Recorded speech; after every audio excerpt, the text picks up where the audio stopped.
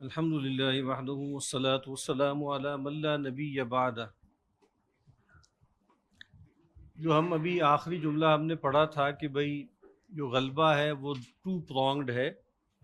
ایک مرحلہ اس کا جو ہے وہ سیاسی و عسکری تھا، اور دوسرا جو تھا وہ تہذیبی اور علمی، ثقافتی، نظریاتی تھا۔ اس پر ہم نے کچھ باتیں کی ہیں۔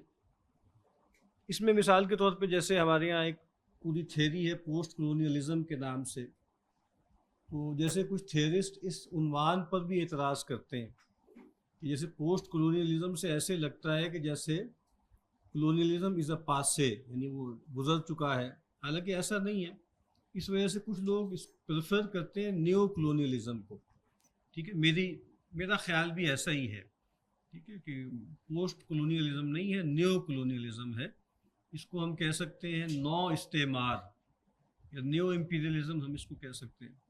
اب اس میں صرف اشارے کروں گا، وقت ہمارے پاس بہت کم ہے۔ گرامچی کا جو آئیڈیا ہے ہیجمنی کا، ثقافتی اجارہ داری، اس کو کہیں دیکھ لیں۔ اسی طریقے سے مثال کے طور پہ ڈپینڈنسی تھیوری ہے، اس عنوان سے چیزوں کو دیکھ لیں کس طریقے سے معاملات ہیں۔ کلچرل امپیریلزم جس کو کہا جاتا ہے، اس کو دیکھ لیں۔ پھر جو ایک تقسیم کی جاتی ہے کہ ایک ہارڈ پاور ہے اور ایک سافٹ پاور ہے۔ ہارڈ پاور وہی ہے توپ تلوار والی اور بم والی اور میزائل والی، اور سافٹ پاور جو ہے وہ کلچر انڈسٹری ہے، وہ شوبز ہے، وہ اکیڈیمیا ہے، وہ یو ایس ایڈ ہے، وہ فل برائٹ اسکالرشپ ہے، ٹھیک ہے، اور یہ سب ہیں، اس کے ذریعے وہ اپنا بنا لیتے ہیں، ٹھیک ہے۔ اکبر آبادی نے کہا تھا نا کہ جج بنا کے اچھے اچھوں کا لبھا لیتے ہیں دل، خوش نما ہے کس قدر دو جیم ان کے ہاتھ میں۔ جج بنا لیں، شمس العلماء کا لقب دے دیں، ٹھیک ہے، صاحب بہادر، خان بہادر، یہ القابات تھے نا، سر کا خطاب دیتے ہیں۔ اقبال کو جب دیا گیا تو انہوں نے کہا کہ بھئی جب تک میرے استاد کو شمس العلماء کا آپ لقب نہیں دیں گے میں قبول نہیں کروں گا۔ تو بہرحال یہ سافٹ پاور ہے۔ اب ایک اور تھنکر ہے بینگ چول ہان، وہ کہتے ہیں اسمارٹ پاور، وہ ایک لمبی اس کی تفصیل ہے، ایک لمبا موضوع ہے اس کا، کہ انہوں نے کیا کیا ہے، انہوں نے اپنی جو چاہت تھی اس کو ہماری چاہت بنا دیا۔ ایک جعلی حدیث قدسی آپ نے بہت پڑھی ہوگی، جگہ جگہ لکھی ہوئی ہوتی ہے کہ اے بندے ایک تیری چاہت ہے ایک میری چاہت ہے، ٹھیک ہے، اگر ہوگا وہی جو میری چاہت ہے، فلاں، سنا ہوگا آپ نے۔ تو یہ ایسے ہی ہے، لیکن جیسے مطلب صاحب بہادر ہم سے کہہ رہے ہیں ہوگا وہی جو ہماری چاہت ہے، اور انہوں نے کتنی کامیابی سے اپنی چاہت کو ہماری چاہت بنا دیا۔ یہ بہت گہرا عمل ہے جو کیا انہوں نے، کہ پہلے جو تھا وہ یوں تھا نا کہ بھائی یو شوڈ یا یو شیلٹ، اب وہ کہتے ہیں یو کین۔ وہ سارا جو موٹیویشنل اسپیکرز کا اور سکسیس لٹریچر کا سارا جو پکھنڈ ہے وہ اسی پہ تو ہے، یو کین۔ اور وہ کہتا ہے کہ پہلے ایکسپلائٹیشن ایلو ہوتی تھی، کسی ادر کی طرف سے ہوتی تھی، اب ایکسپلائٹیشن آٹو ہوتی ہے، آپ اپنے آپ کو خود ایکسپلائٹ کر رہے ہیں۔ اور جیسے وہ کہتے ہیں نا ہیگیلین ایک ڈائلیکٹکس تھا ماسٹر سلیو کا، وہ آہستہ آہستہ ختم ہو رہا ہے۔ اب آدمی خود اپنے سے ہی کمپٹیشن میں ہے، تو اس وجہ سے اس کا ایک تھیسس ہے جس کو کچھ لوگ بہت ناراض ہوتے ہیں اس سے، وہ کہتے ہیں کہ اب ریولوشن کا کوئی امکان نہیں۔ ریولوشن کے لیے دو چاہیے ہوتی ہیں نا، دو کلاسز چاہیے ہوتی ہیں، ٹھیک ہے، کبھی جیسے بادشاہ تھے اور رعایا تھی اور غلام تھے اور مالک تھے اور جاگیردار اور مزارع اور کیپٹلسٹ اور لیبر کلاس، وہ کہتے ختم ہو گیا کام، ہر آدمی اپنے آپ سے کمپیٹ کر رہا ہے۔ بہرحال یہ بہت گہری باتیں ہیں، لیکن جیسے وہاں مغرب کے لیے ٹھیک ہے، ہمیں یہاں تک آتے آتے ذرا تھوڑا ٹائم لگے گا ان باتوں کو، تو لیکن بہت ہائر جو سوفسٹیکیٹڈ ٹیکنالوجیکلی ڈیولپڈ جو ممالک ہیں ان کے لیے بنگ چولہان کے جو تجزیے ہیں وہ غیر معمولی ہیں۔ بہرحال پھر ایک جیسے التھوزر ایک مارکسسٹ تھنکر ہے، وہ کہتا ہے کہ دو طرح کے آپریٹرس ہوتے ہیں، ایک اسٹیٹ کا آپریٹرس ہوتا ہے آپریسو، اسٹیٹ کا آپریسو آپریٹرس، یہ کیا ہے، وہی ہے فوجیں ہیں، پیراملٹری ہے، عدالتیں ہیں، پکڑ دھکڑ ہے۔ اور ایک وہ کہتا ہے ایڈیولوجیکل آپریٹرس، یہ تعلیم کے ذریعے، یہ میڈیا کے ذریعے، ٹھیک ہے، یہ اداروں کے ذریعے، این جی اوز کے ذریعے یہ بروئے کار آتے ہیں۔ تو یہ جو دونوں ہے نا، اس کو طرح طرح سے ہم بیان کر سکتے ہیں، اس کے مظاہر دکھا سکتے ہیں کہ کس طریقے سے جو ہے انہوں نے یعنی آپ کہیں کہ جسموں کو اور زمین کو کولونائز کرنے کے بعد یہ کیا، اور ڈی کولونائزیشن ہو گئی ہے پولیٹیکل معنوں میں، ڈی کولونیلٹی نہیں ہوئی، ٹھیک ہے، کولونیلٹی ابھی باقی ہے۔ تو وہ جو دوسرا حصہ ہے وہ ابھی تک ہے۔ جگر کا شعر میں ہمیشہ پڑھا کرتا ہوں کہ انگریزوں نے ہمارے ساتھ یہی کیا ہے، اس نے اپنا بنا کے چھوڑ دیا، کیا اسیری ہے کیا رہائی ہے۔ تو انگریز نے ایک کلاس پیدا کی جس کو اپنا بنا لیا، اور اسٹیٹ آپریٹرز اس کے سپرد کر کے گئے، اور ہم نے اور باقی تمام امت مسلمہ کے اکثر ممالک نے اس کو بہت اچھے سے سنبھالا ہے۔ سر سید احمد خان نے کتاب لکھی تھی دا لوئل محمڈنس۔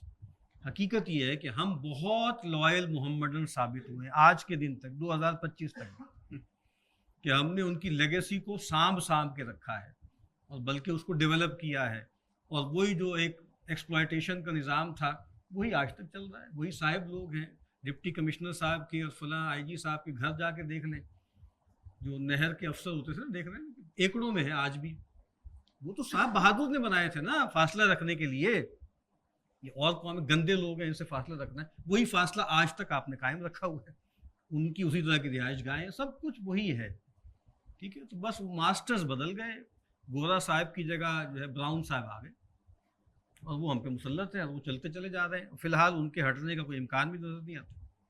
بہرحال تو یہ جو ہے ان کے ہمارے ساتھ جو ہے معاملہ ہوا ہے۔ اس کے بعد اب آگے آئیے کہ لیکن یہیں سے لیکن یورپ کی اولین اور نمایاں ترین یورش چونکہ سیاسی تھی، لہٰذا عالم اسلام میں جو رد عمل اس کے خلاف پیدا ہوا اس میں بھی اولاً اسی کا احساس غالب نظر آتا ہے۔ یعنی پہلے سیاسی یورش تھی تو جواب بھی اس کا پولیٹیکل دیا گیا، کچھ جگہوں پہ عسکری دیا گیا۔ ملت اسلامی کے اس تلخ احساس نے کہ یورپ نے کہیں براہ راست تسلط اور قبضے اور کہیں انتداب و تحفظ و حمایت کے پردے میں اسے اپنا محکوم بنا لیا ہے، یعنی کہیں پر تو براہ راست ہو گیا، وائس رائے آ کر بیٹھ گیا، پوری اسٹیٹ مشینری آ گئی، کہیں جیسے پروٹیکٹوریٹ تھا نا، پروٹیکٹوریٹس، مصر پروٹیکٹوریٹ تھا، انہی لوگوں کو فواد پاشا واشا کو بٹھائے رکھا، اور بس جیسے کنٹرول کرتے رہے اپنے ہر کاروں کے ذریعے، ٹھیک ہے، اور چھوٹے چھوٹے ٹکڑوں میں تقسیم کر کے اس کی وحدت ملی کو پارا پارا کر دیا، بارہا درد انگیز نالوں کی صورت اختیار کی، اور اپنے شاندار ماضی کی حسرت بھری یاد، اپنی عمر رفتہ اور عظمت و سطوت گزشتہ کی بازیافت کی شدید تمنا، اور گردش ایام کو پیچھے کی طرف لوٹانے کی بے پناہ خواہش، یہ مختلف تشبیہات ہے نا۔ تو کیا تھا اس نے غزل اس نے چھیڑی، ذرا ساز دینا مجھے، ساز دینا ذرا عمر رفتہ کو آواز دینا، یہ وہاں سے لیا ہے، اور گردش ایام، دوڑ پیچھے کی طرف اے گردش ایام تو، یہ اس مصرے سے لیا۔ اب جیسے ایک احساس ہے نا کہ یار ہمارے ساتھ یہ کیا ہو گیا، کیسے ہمیں کچلا، کیسے ہمیں مارا، تو کیا ہوا کہ نالے اٹھے، اور اس خواہش نے کیا کیا، کبھی سید جمال الدین افغانی کی سیماب وش شخصیت کا روپ دھارا۔ مجھے ذرا آدھا مگا وہ کعوہ دے دیں۔ سیماب وش کسے کہتے ہیں؟ سیماب وش، سیماب کسے کہتے ہیں؟ ہاں، مرکری کو، پادے کو، ٹھیک ہے، تو وہ بہت سینسیٹیو ہوتا ہے نا، بہت حساس ہوتا ہے، ہر وقت حرکت میں، اسی وجہ سے تھرمو میٹر وغیرہ میں استعمال ہوتا ہے۔ تو جیسے بہت ڈائنامک آدمی، اور جمال الدین افغانی خاصے مشکوک سے آدمی تھے، اور تھے وہ شیعہ، پیدا وہ ایران میں ہوئے، جمال الدین اسد آبادی تھے، انہوں نے تقیہ کر کے یہاں وہاں سے اپنا نام جمال الدین افغانی رکھا، اپنے آپ کو سنی کے طور پہ پورٹرے کیا، اور کافی سارے امکانات ہیں کہ وہ فری میسن بھی تھے۔ علامہ اقبال ان سے کافی متاثر تھے، لیکن بہت مشکوک کریکٹر سے، کئی ممالک سے نکالے گئے، اور یہ اور پھر ان کے شاگرد مفتی محمد عبدو، اور پھر ان کے شاگرد مفتی رشید رضا، یہ اسلامک ماڈرنزم کی ایک ٹرائیڈ ہے مصر میں۔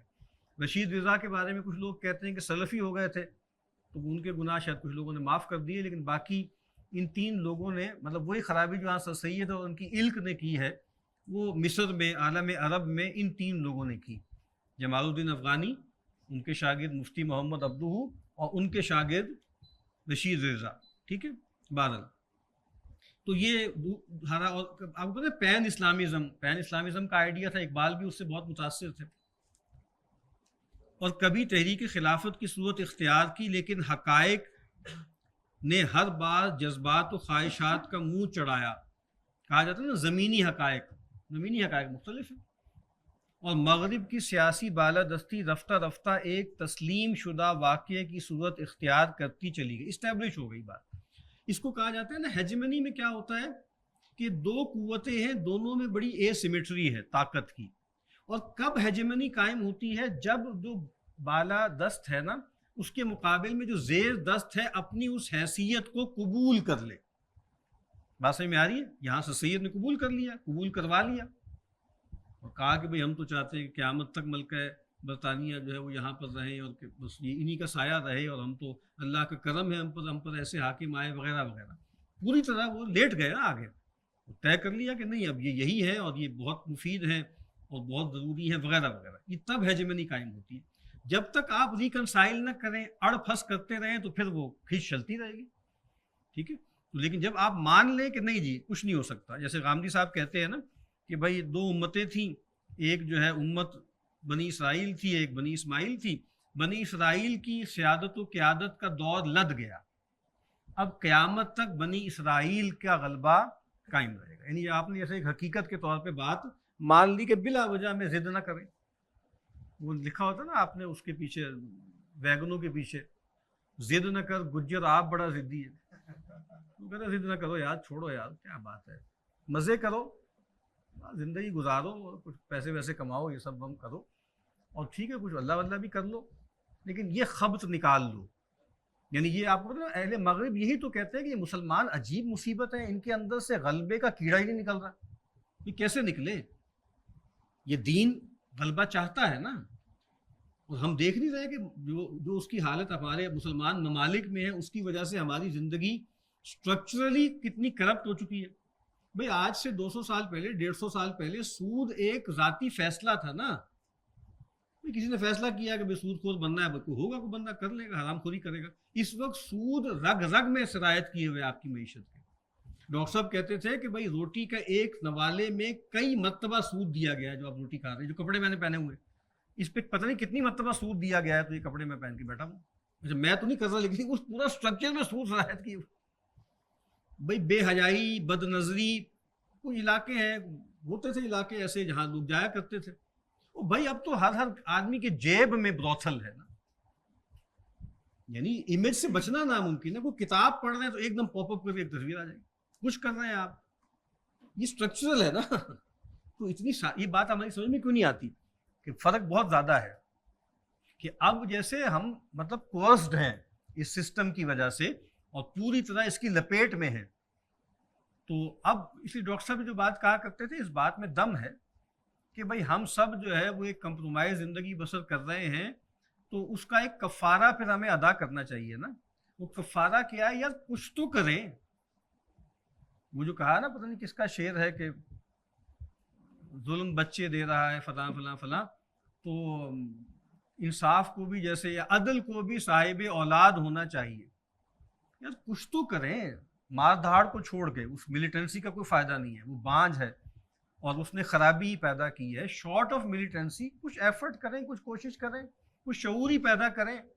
اس سسٹم کا گھناؤنا پن لوگوں کو گھن آنی شروع ہو جائے اس سے، کوئی اللہ رستہ نکالے گا، آہستہ آہستہ کوئی ایفرٹ کریں جو عرف کے مطابق ہے، جو نارم کے اندر ہے، کچھ ایفرٹ کریں، کچھ کوشش کریں۔ یہ بات کہ ریکنسائل ہو کے بیٹھ جائیں، جو چل رہا ہے، وہ جو ہمارے ایک دوست کہتے ہیں نا کہ business as usual, business as usual تو نہیں ہونا چاہیے، کچھ تو کرب ہونا، کچھ تو احساس ہو کہ بھئی کیا ہو رہا ہے ہمارے ساتھ، یعنی ایک تو وہی جو غزہ میں ہو رہا ہے، اس کے علاوہ ہمارے ساتھ کیا ہو رہا ہے، اور کس طریقے سے ہم سب کو حرام خوری پہ مبتلا کیا ہوا ہے، کس طرح کے ظالمانہ ٹیکس ہیں، ہر آدمی کو جھوٹا بنا دیا، ہر آدمی جھوٹی جھوٹی اسٹیٹمنٹس بنا رہا ہے، کیا کچھ نہیں لوگ کر رہا، یعنی باقاعدہ تاجروں کو جیسے ہارٹ اٹیک آئے ہوئے ہیں اس وقت، جو اس وقت صورتحال FBR کی ہے نا، کبھی آپ جا کے پتہ کریں مارکیٹوں میں جو لوگ بیٹھے ہوئے بیچارے چھوٹے چھوٹے عام کاروباری لوگ کس کس طریقے چنگل کے اندر وہ ہیں. تو بھائی کوئی ریلیف مل جائے بھائی، کوئی لوگوں کو سکون کا سانس مل جائے، کوئی ایسا معاملہ ہو جائے کہ جو ظلم کا جبر کا جو نظام ہے یہ کہیں ختم ہو. تو اس کے لیے جو بھی فیئر مینز ہیں انفیئر استعمال نہ کریں، جو فیئر مینز ہیں استعمال کر کے اس کو بدلنے کی کوشش کریں. تو بہرحال میں کیا کہہ رہا تھا، کہاں سے بات چلی، لیکن یہ والی بات بھی کہاں سے نکلی یاد نہیں آ رہا. ہاں ہیجمنی جو ہے نا، ہیجمنی تب ہوتی ہے کہ جب آپ ریکنسائل کر جائیں، آپ طے کر لیں کہ بھئی اب ایسے ہی ہونا ہے اور اسی طریقے سے چلنا ہے. اب اس کے بعد اگلا سیکشن کون سا ہے؟ ٹھیک ہوگی بات. ہاں اب اس کو پڑھ لیجئے. اپنے سیاسی تسلط کو، یہی ہے، مستحکم کرتے ہی یورپ نے دنیائے اسلام میں اپنے افکار و نظریات کا پرچار اور اپنے نقطۂ نظر اور طرز فکر کی تبلیغ یعنی ذہنی اور فکری تسخیر کا سلسلہ بھی شروع کر دیا، جو میں عرض کر چکا ہوں. نگاہ مغرب کی مادی ترقی سے پہلے ہی خیرہ ہو چکی تھی. پھر زندہ قوموں میں ہمیشہ کچھ بنیادی انسانی اوصاف لازماً موجود ہوتے ہی ہیں، کچھ ان کی بنا پر مروبیت میں اضافہ ہوا. نتیجتاً ایک مرعوب اور شکست خوردہ ذہنیت کے ساتھ مسلمانان عالم کے سواد اعظم کا مطلب ہے اکثریت، مین سٹریم نے مغربی افکار و نظریات کو جوں کا تو قبول کرنا اور حرز جان بنانا شروع کر دیا. خالص فلسفہ و عمرانیات یا عمرانیات کے میدان میں تو چونکہ خود مغرب میں بے شمار مکاتب فکر موجود تھے، لہٰذا ان کے بارے میں تو پھر بھی کسی قدر کیل و کال و رد و قدا یا کم از کم ترجیح و انتخاب کا معاملہ کیا گیا. لیکن سائنس چونکہ بالکل حتمی اور قطعی تھی، ظاہر اس زمانے میں نیوٹونین فزکس تھی، بہت قطعی، بہت سرٹن، بہت فکس تھی، اور اس کے نتائج بالکل محسوس و مشہود تھے، اور اس میدان میں چون و چرا کی کوئی گنجائش موجود نہیں تھی. لہذا اس کا استقبال بھی بالکل وہی آسمانی کی طرح ہوا، اور اس کے نتیجے میں غیر شعوری طور پر ملحدانہ نقطۂ نظر اور مادہ پرستانہ طرز فکر رفتہ رفتہ عالم اسلام کے تمام سوچنے سمجھنے والے لوگوں کے ذہنوں میں سرایت کرتا چلا گیا، اور خدا کے بجائے کائنات، روح کے بجائے مادے، اور حیات اخروی کے بجائے حیات دنیاوی کی اہمیت پوری امت مسلمہ حتیٰ کہ اس کے خاصے دیندار اور مذہبی مزاج کے لوگوں کے نزدیک بھی مسلم ہوتی چلی گئی. اچھا، یہ جو اب اسالٹ ہوا تھا، اب مغرب کے آنے سے پہلے بھی نا ہمارے ہاں احساس زوال کا موجود تھا. شاہ ولی اللہ صاحب دہلوی رحمۃ اللہ علیہ، ان کی خطابات پڑھیے سپہ سالاروں کے ساتھ، تاجروں کے ساتھ، حکمرانوں کے ساتھ، ٹھیک ہے، اور کاشتکاروں کے ساتھ، تو بہت شدید لتاڑ ہے، یعنی خرابی کافی تھی. یعنی ہم یہ نہیں کہہ رہے کہ بھئی سب کچھ جو کیا ہے وہ انگریز نے کیا ہے، ہم کالونائزیبل تھے، اس وجہ سے ہم کالونائز ہوئے، ٹھیک ہے. جو انہوں نے ظلم کیا وہ اپنی جگہ ہے، لیکن ہم بھی کوئی صحیح ٹھکانے پہ تھوڑی تھے، ٹھیک ہے. مالک بن نبی کی تھیری ہے نا کہ بھائی استعمار، یا آپ اس کو کہہ دیں کہ استعمار کی استعداد تھی ہمارے اندر، یعنی مستعمر بننے کی ہمارے اندر استعداد تھی. اس کی وجہ سے ہو کہ ڈاکٹر صاحب مثال دیا کرتے ہیں کہ بھائی جب آپ کے جسم میں کمزوری ہوتی ہے، ٹھیک ہے، تو پھر کیا ہوتا ہے، پھر خارج سے وائرسز بھی اور بیماریاں آپ پر آتی ہیں. تو ہم بہت کمزور ہو چکے تھے، اور اخلاقی زوال بھی تھا، انتظامی زوال بھی تھا، وہ سب تھا، ہم اس کی نفی نہیں کرتے، ٹھیک ہے. لیکن پھر اس پہ مزید ہی ہو گیا کہ مرے کو مارے، پھر وہ آ گئے، اور پھر انہوں نے جو کسر نکال دیا ہمارا بالکل جیسے بھرتا ہی بنا دیا. لیکن بہرحال پھر تحریکیں چلی ہیں نا، اور ملیٹنسی بھی ہوئی ہے باقاعدہ، اور اس میں کچھ نام میں نے نوٹ کیے تھے، محمد بن عبد الوہاب. بہرحال یہ ظاہری بات ہے کہ انہوں نے کوئی اس زمانے میں انگریزوں سے نہیں لڑے تھے، لیکن بہرحال ان کی بھی ایک اصلاح کی دعوت تھی نا کہ خرابی ہو گئی ہے، بدعت پھیل گئی ہے. شاہ ولی اللہ صاحب، یہ بھی ظاہری بات ہے، کمپنی بہادر تو آ چکی تھی، لیکن بعد انہوں نے اس کو ایڈریس نہیں کیا، لیکن اوور آل جو خرابیاں تھیں اس کا ذکر کیا. شیخ احمد بن ادریس تھے الجزائر کے، عثمان دان فودیو تھے نائجیریا کے، انہوں نے تو باقاعدہ قتال بھی کیا. شیخ احمد تیجانی تھے الجزائر میں. سید احمد بریلوی تھے بر صغیر میں، قتال کیا نا باقاعدہ، بالا کوٹ میں شہید ہوئے. اور اسی طریقے سے محمد علی بن سنوسی تھے الجزائر کے. الحاج عمر تال تھے سینیگال کے. امام شامل بہت مشہور آدمی تھے، ٹھیک ہے، چیچنیا کے. پھر عبد القادر الجزائری تھے، انہوں نے بھی قتال کیا باقاعدہ. پھر محمد احمد المہدی تھے، مہدی سوڈانی جن کو کہا جاتا ہے. اب ان تمام لوگوں نے فرینچ کو، اٹالینس کو، برٹشرز کو لوہا دیا، باقاعدہ جنگ لڑی ہے. کن لوگوں نے لڑی ہے؟ یہ سب صوفی ہیں، سب بونافائڈ صوفی ہیں، صاحب سلسلہ صوفی ہیں سب. یہ جو متھ بنائی ہوئی ہے کہ جناب ان کو تو پتہ ہی کوئی نہیں ہے، یہ تو لڑتے بڑھتے کوئی نہیں ہے، یہ تو حق ہو کرتے رہتے ہیں، تو سب صوفی تھے، صاحب سلسلہ تھے، سب نے قتال کیا. تو اس طرح کے ٹریپ میں نہ آئیے ان تبلیغ. ہاں ٹھیک ہے، میں نے کہا تھا کہ جو ہمارے مزاروں والا جو تصوف ہے جو آیا ہے، جو انگریزوں کے ایجنٹ بنے ہیں، وہ ایک الگ قصہ ہے. ورنہ یہ جو متھ ہے نا کہ بھائی یہ تو ایسے ہی تھے، خانقاہوں میں بیٹھے رہتے تھے، ان سب لوگوں نے باقاعدہ فزیکل، یہ جو آپ عمر مختار تھے، لائن آف دا ڈیزرٹ، کیا زبردست مووی بنائی ہے، تو آپ دیکھیے تو عمر مختار جو کریکٹر تھے وہ صوفی تھے. ٹھیک ہے نا. تو کہنے کا مطلب یہ ہے کہ ان لوگوں نے ریزسٹنس کی. یہ خیال نہ کہ بھائی ہم لڑے ہی نہیں، لڑے ہیں بھائی، کئی جگہوں پہ لڑے ہیں. اور صرف جیسے بر صغیر میں ہم نہیں لڑے، مرہٹے بھی لڑے ہیں، اور جناب جو ہے وہ روہیلے بھی لڑے ہیں، راجپوت بھی لڑے ہیں، مسلمان بھی لڑے ہیں، لیکن بہرحال ہار گئے. ایسا نہیں ہے کہ یہ ہم نے رسک نہیں کیا، کئی پاکٹس میں لڑے ہیں. اور سب سے زیادہ جو لوہا دیا ہے وہ کس نے دیا ہے؟ وہ ٹیپو سلطان نے دیا. اور ڈر گئے تھے، مطلب انگریز یرک گئے تھے ان سے. اگر غداری نہ ہوتی تو گرا دیتے وہ ان کو. ایسے بڑے لوگ، عظیم لوگ ہمارے یہاں پیدا ہوئے ہیں نا کہ جنہوں نے ریزسٹنس کی ہے، ان کے سامنے مقابلہ کیا، لیکن بہرحال ہار گئے. یہ ایک تاریخی واقعہ ہے. تو میں بھی عرض کر رہا ہوں کہ وہ کہتے ہیں کہ بھائی یہ اس کی وجہ سے جو ہے وہ لوگ جو ہے ان کے آگے بالکل گر گئے اور سارے معاملات ہو گئے. اب اس کے بعد اگلا جو سیکشن ہے وہ کیا ہے جی؟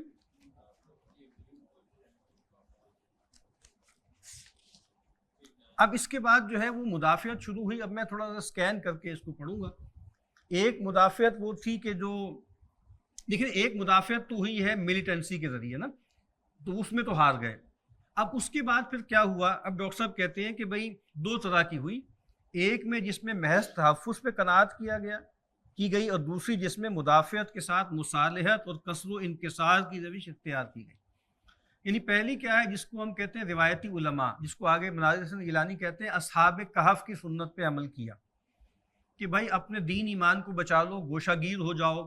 تو یہاں پہ جیسے علماء نے یہ کہا کہ بھائی ہم اپنے الگ مدارس میں قائم رہتے ہیں، علوم نبوت کو بچا لیتے ہیں، اس لیگیسی کو بچا لیتے ہیں.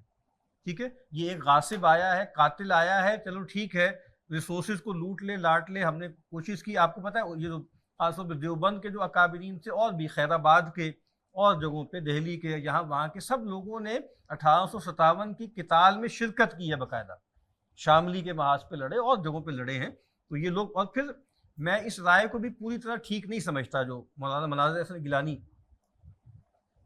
کی ہے. میں دیوبند کو یا بریلی کو یا دہلی کو، میاں نذیر حسین صاحب کا جو مدرسہ تھا، یا فرنگی محل کو میں اسکیپزم نہیں سمجھتا. یہ اسٹریٹجی تھی. یعنی مطلب دیوبند کے اکابرین اور باقی لوگوں کے اکابرین کے جملے موجود ہیں کہ یہ دیوبند ہے، یہ نیا مورچہ ہے. اور پھر آپ دیکھیے وہاں سے لوگ نکلے. یعنی شیخ الہند وہیں سے نکلے نا. حسین احمد مدنی کہاں سے نکلے؟ ابوالکلام آزاد کی اسکول آف تھاٹ کے پروردہ تھے. عبید اللہ سندھی کہاں سے نکلے؟ وہیں سے نکلے. انہوں نے جنگ لڑی ہے بھائی. مسلم لیگ نے کون سی جنگ لڑی ہے؟ سارے جس کو آپ کانگریسی ملا کہتے ہیں وہ تھے جنہوں نے جانیں دی ہیں، جیلوں میں گئے. ابوالکلام آزاد کی تو آدھی زندگی جیل میں چلی گئی. مولانا حسین احمد مدنی رحمۃ اللہ علیہ کتنے بڑے آدمی تھے، وہ برسوں جیل میں تھے. کالا پانی ہو گیا شیخ الہند کو. یہ لوگ لڑے ہیں نا بھائی، ایسے تو نہیں ہے. اور یہاں کون لوگ تھے؟ انگریزوں کے ٹاؤٹ تھے سارے کے سارے. یونینسٹ پارٹی تھی، وہ راتوں رات انہوں نے دیکھا انگریز تلا ہوا ہے پاکستان بنانے پہ، تو انہوں نے کہا چلو بھائی مفاد یہاں آ جاتے ہیں. یہ بات آپ کی سمجھ میں آ رہی ہے؟ فرسٹ ایئر لیڈرشپ کے بارے میں ہم نہیں کہتے کچھ، قائد اعظم جب لیاقت خان. باقی جو سیکنڈ ایئر تھی وہ تو سب ٹاؤٹ تھے، مفاد پرست جاگیردار تھے. وہی آج تک آپ بھگت رہے ہیں ان کی لیگیسی یہاں پہ. تو کہنے کا مطلب یہ ہے کہ انہوں نے لڑے ہیں باقاعدہ. میں کہہ رہا ہوں میں اس کو ٹھیک نہیں سمجھتا کہ یہ اسکیپزم نہیں تھا. انہوں نے اسٹریٹجی اختیار کی اور پھر وہاں سے وہ جو ہے مزاحمت نکلی، استخلاص وطن کی موومنٹ، تحریک خلافت، اور جو ہے وہ عدم موالات کی تحریک، اور فلاں اور ڈھیما، بہت کچھ وہاں سے ہوا ہے. وہ مدرسوں کے ایگزامپل تھے نا. اس وقت تو کہیں مسلم لیگ وغیرہ کا کوئی وجود نہیں تھا. وہ تو بہت بات کی بات ہے کہ جو سارے قصے وہاں پہ چلے ہیں. تو بہرحال یہ بھی پوری بات نہیں ہے کہ یہ مطلب اسکیپزم تھا. اور دوسری طرف کیا ہے کہ بھائی تھوڑا ریکنسیلیشن کرنی ہے. کسر و انکسار کسے کہتے ہیں؟ کہ کچھ خود ٹوٹے، کچھ دوسرے کو توڑیں. لیکن میری رائے میں ایسا کچھ بھی نہیں ہوا. انکسار ہی انکسار تھا. کسر کون سا تھا بھائی؟ انگریز کو کون سا آپ نے توڑا، اس کو کاٹا؟ کیا اچھا شعر ہے اکبر کا، سبحان اللہ. کہتے ہیں ہر طرح سے ہے عاجزی ہم میں، ہر طرح سے ہے عاجزی ہم میں، اب ہمارے امام ہمبل ہیں. سبحان، امام ہمبل. الحمدللہ آج تک بھی ہمارے امام ہمبل ہی ہیں، طاقت کے آگے بہت اچھے بچے کی طرح بیہیو کرتے ہیں. تو بہرحال وہ چل رہے ہیں، امام جو ہمارے ہمبل تھے وہ آج تک ہمبل ہیں. ٹھیک ہے نا، تو بہت سمجھداری سے معاملات کرتے ہیں. تو جو طاقت کے مراکز ہیں نا، ان کے ساتھ بڑے اچھے ورکنگ ریلیشن شپس ہوتے ہیں ہماری مذہبی کلاس کے. ٹھیک ہے، تو وہ معاملات ابھی تک بھی چل رہے ہیں. بہرحال اللہ معاف کرے. جی، تو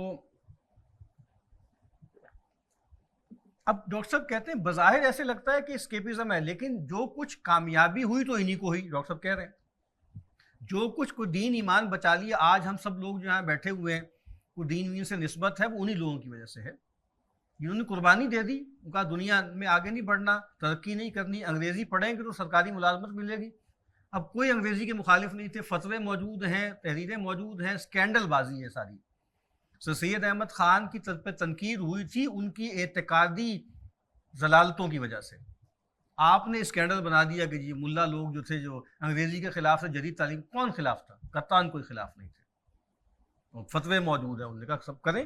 شیخ الہند جو ہے وہ علی گڑھ گئے، 20 میں ان کو چھوڑا ہے انگریز نے، بالکل ڈھانچڑ ہو گئے تھے، بالکل ضعیف ہو گئے تھے. جامعہ ملیہ کے افتتاح کے لیے گئے، جامعہ ملیہ کا افتتاح علی گڑھ میں ہوا تھا، ان سے خطاب کیے.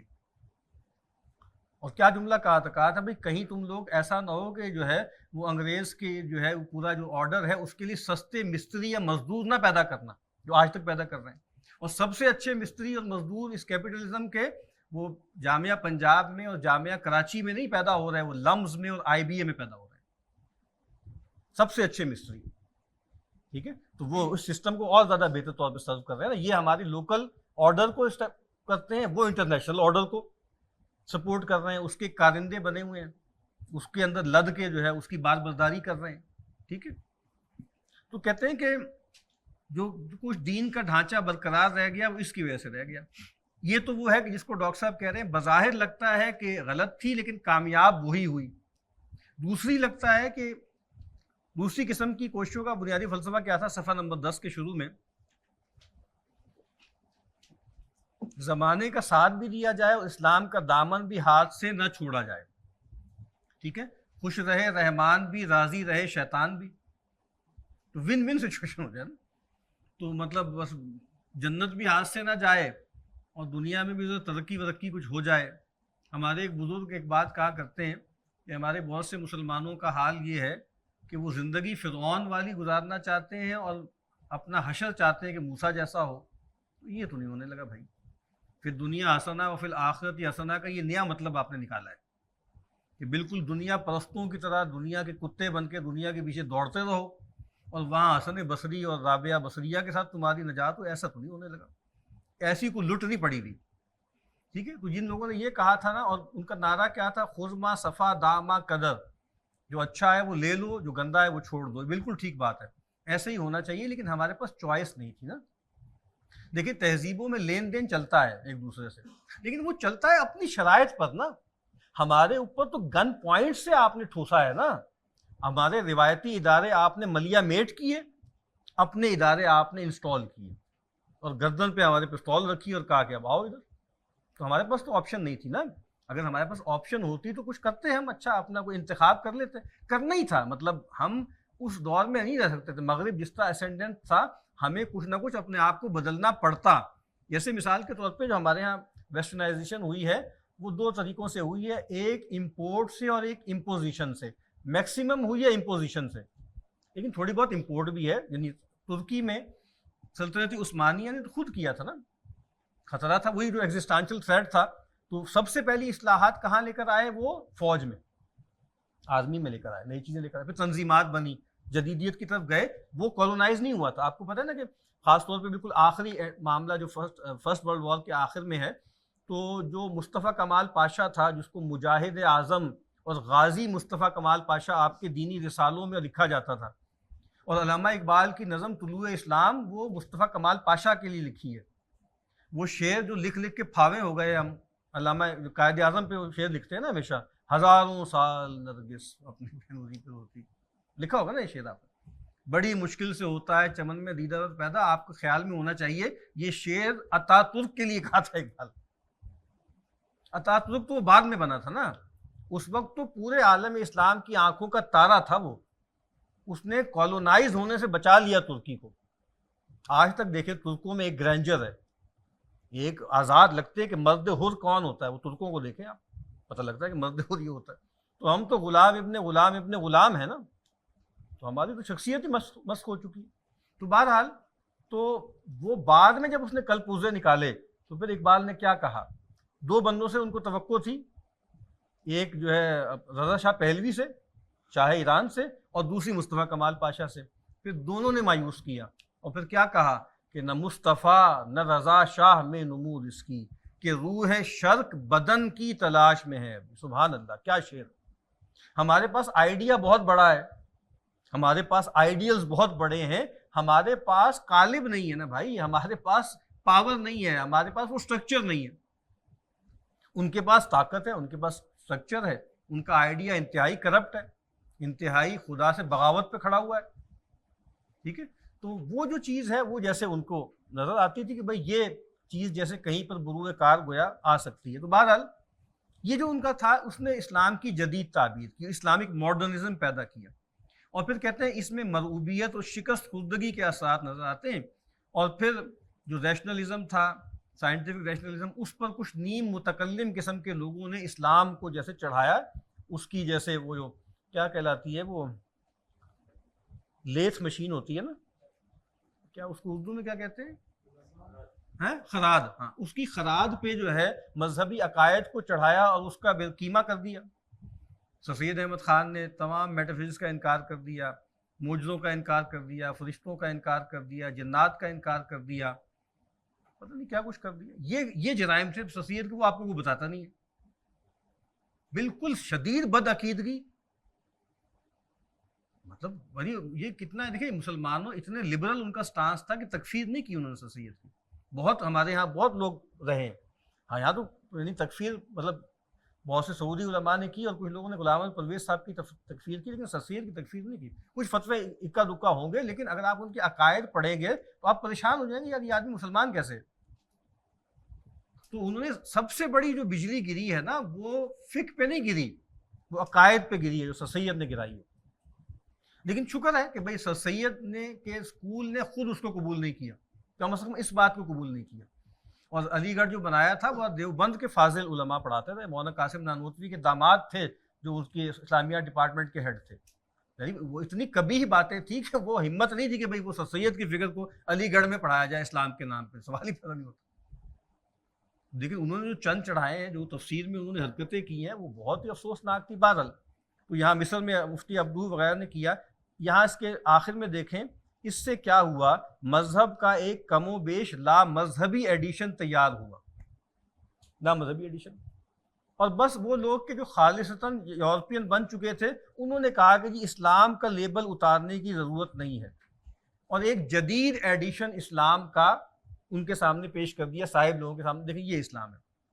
آج بھی میں سمجھتا ہوں جسے غامدی صاحب ہیں, غامدی صاحب کی ایک ورتھ ہے, اور وہ ورتھ کیا ہے کہ بہت سے لوگ ہیں جو پڑھے لکھے ہیں, ماڈرن ہیں, شوبس کے, یہاں وہاں کے ایلیٹ سے, وہ دین تقریباً چھوڑ چکے تھے یا بالکل کنارے پہ تھے. کن مسائل کی وجہ سے؟ لونڈی غلام کے مسئلے پر, جہاد وہاد کے مسئلے پر, اور مثال کے طور پہ رقص موسیقی کے مسئلے پر. تو ان کو ایک ایسا بیانیہ بنا دیا کہ وہ اسلام کے دائرے میں رہ گئے. یہ میں طنز نہیں کر رہا, میں بالکل جینونلی یہ بات کہہ رہا ہوں. میں بہت سے لوگوں کو جانتا ہوں, مطلب بہت مشہور لوگ ہیں کہ جو جیسے مرتد ہونے سے بچ گئے غامدی صاحب کی وجہ سے. لیکن بہرحال جو انہوں نے پیش کیا وہ بات ایک جدید ایڈیشن تھا, لیکن یہ ایک بات ہے نا, جب ان کو بتایا گیا دیکھیں یہ تو کچھ ہے ہی نہیں, یہ تو شریعت ہے ہی نہیں نا, یہ تو دین کا حکم ہی نہیں ہے. تو جیسے وہ سوکھے ہو گئے کہ بھائی ٹھیک ہوگی بات, اور جزیہ بھی نہیں ہے, اور جناب اور دیت کا مسئلہ بھی وہ نہیں ہے جو آپ سمجھ رہے ہیں, اور میراث کا مسئلہ بھی ویسے نہیں ہے, اور شوبز کا, فنون لطیفہ کا معاملہ بھی وہ نہیں ہے. اور اب تو خیر مطلب سود مطلب کھانا کچھ نہ کچھ جو ہے مسئلہ ہے، سود دینے میں قطعاً کوئی مسئلہ نہیں ہے. اور اب تو خیر سود کے بارے میں جو ان کی نئی آرا آئی ہے تو ان کے قریبی ساتھیوں کے طوطے اڑ گئے ہاتھوں کہ بالکل انہوں نے سود کو حلال ہی کر چھوڑا ہے. تو بہرحال اب میں کیا کہہ رہا ہوں کہ چلے یہ خرابیاں اگر ہیں نا تو فقہی ہیں، قانونی ہیں. آدمی اللہ کو نہ چھوڑے، اللہ سے باغی نہ ہو. تو جیسے ایک منیملزم پہ آ جائے. ایک کتاب میں نے 1924-36 کی کتاب تھی، ایک قاری سرفراز حسین صاحب تھے، کوئی مطلب مبلغ تھے، جاپان میں جاتے تھے. وہ بڑا اچھا ٹائٹل تھا، میں حیران رہ گیا اس کو کہ ماڈرنسٹ اسلام کا ٹائٹل تھا اس کتاب کا. سرور کیا لکھا ہوا تھا؟ اقل قلیل اسلام. کیا خوبصورت. منیملزم، بس سب سے چھوٹا کرتے کرتے کرتے اتنا سا ہو جائے. سارا رٹا کیا ہے؟ شریعت اور ہے، فقہ اور ہے. شریعت تو بہت چھوٹی سی ہے، اتنی پر 27 سنتیں انہوں نے گن کے بتائی ہیں. ٹھیک ہے، باقی ایڈ آنز ہیں، اس سب کو نکالیں سائڈ پہ کریں. اور بھائی اتنا چھوٹا سا دین ہے. اور جب آپ بتائیں گے نا کہ یہ ہے، جیسے خان صاحب ہوتے ہیں نا، اب وہ کوئی انوائے نہ ہو جائے چونکہ اب لوگ سینسیٹیو بہت ہو گئے، ریسزم وغیرہ کے مسئلے پیدا ہو گئے کہ وہ بولتا ہے خوچا کتنے کا ہے یہ قالین؟ 50,000 کا. وہ ڈر کے وہ چھوڑو یار. خوچا تم نے ابھی پٹھان کی قیمت دیکھا، رعایت تو دیکھی نہیں، چلو 5,000 دے دو.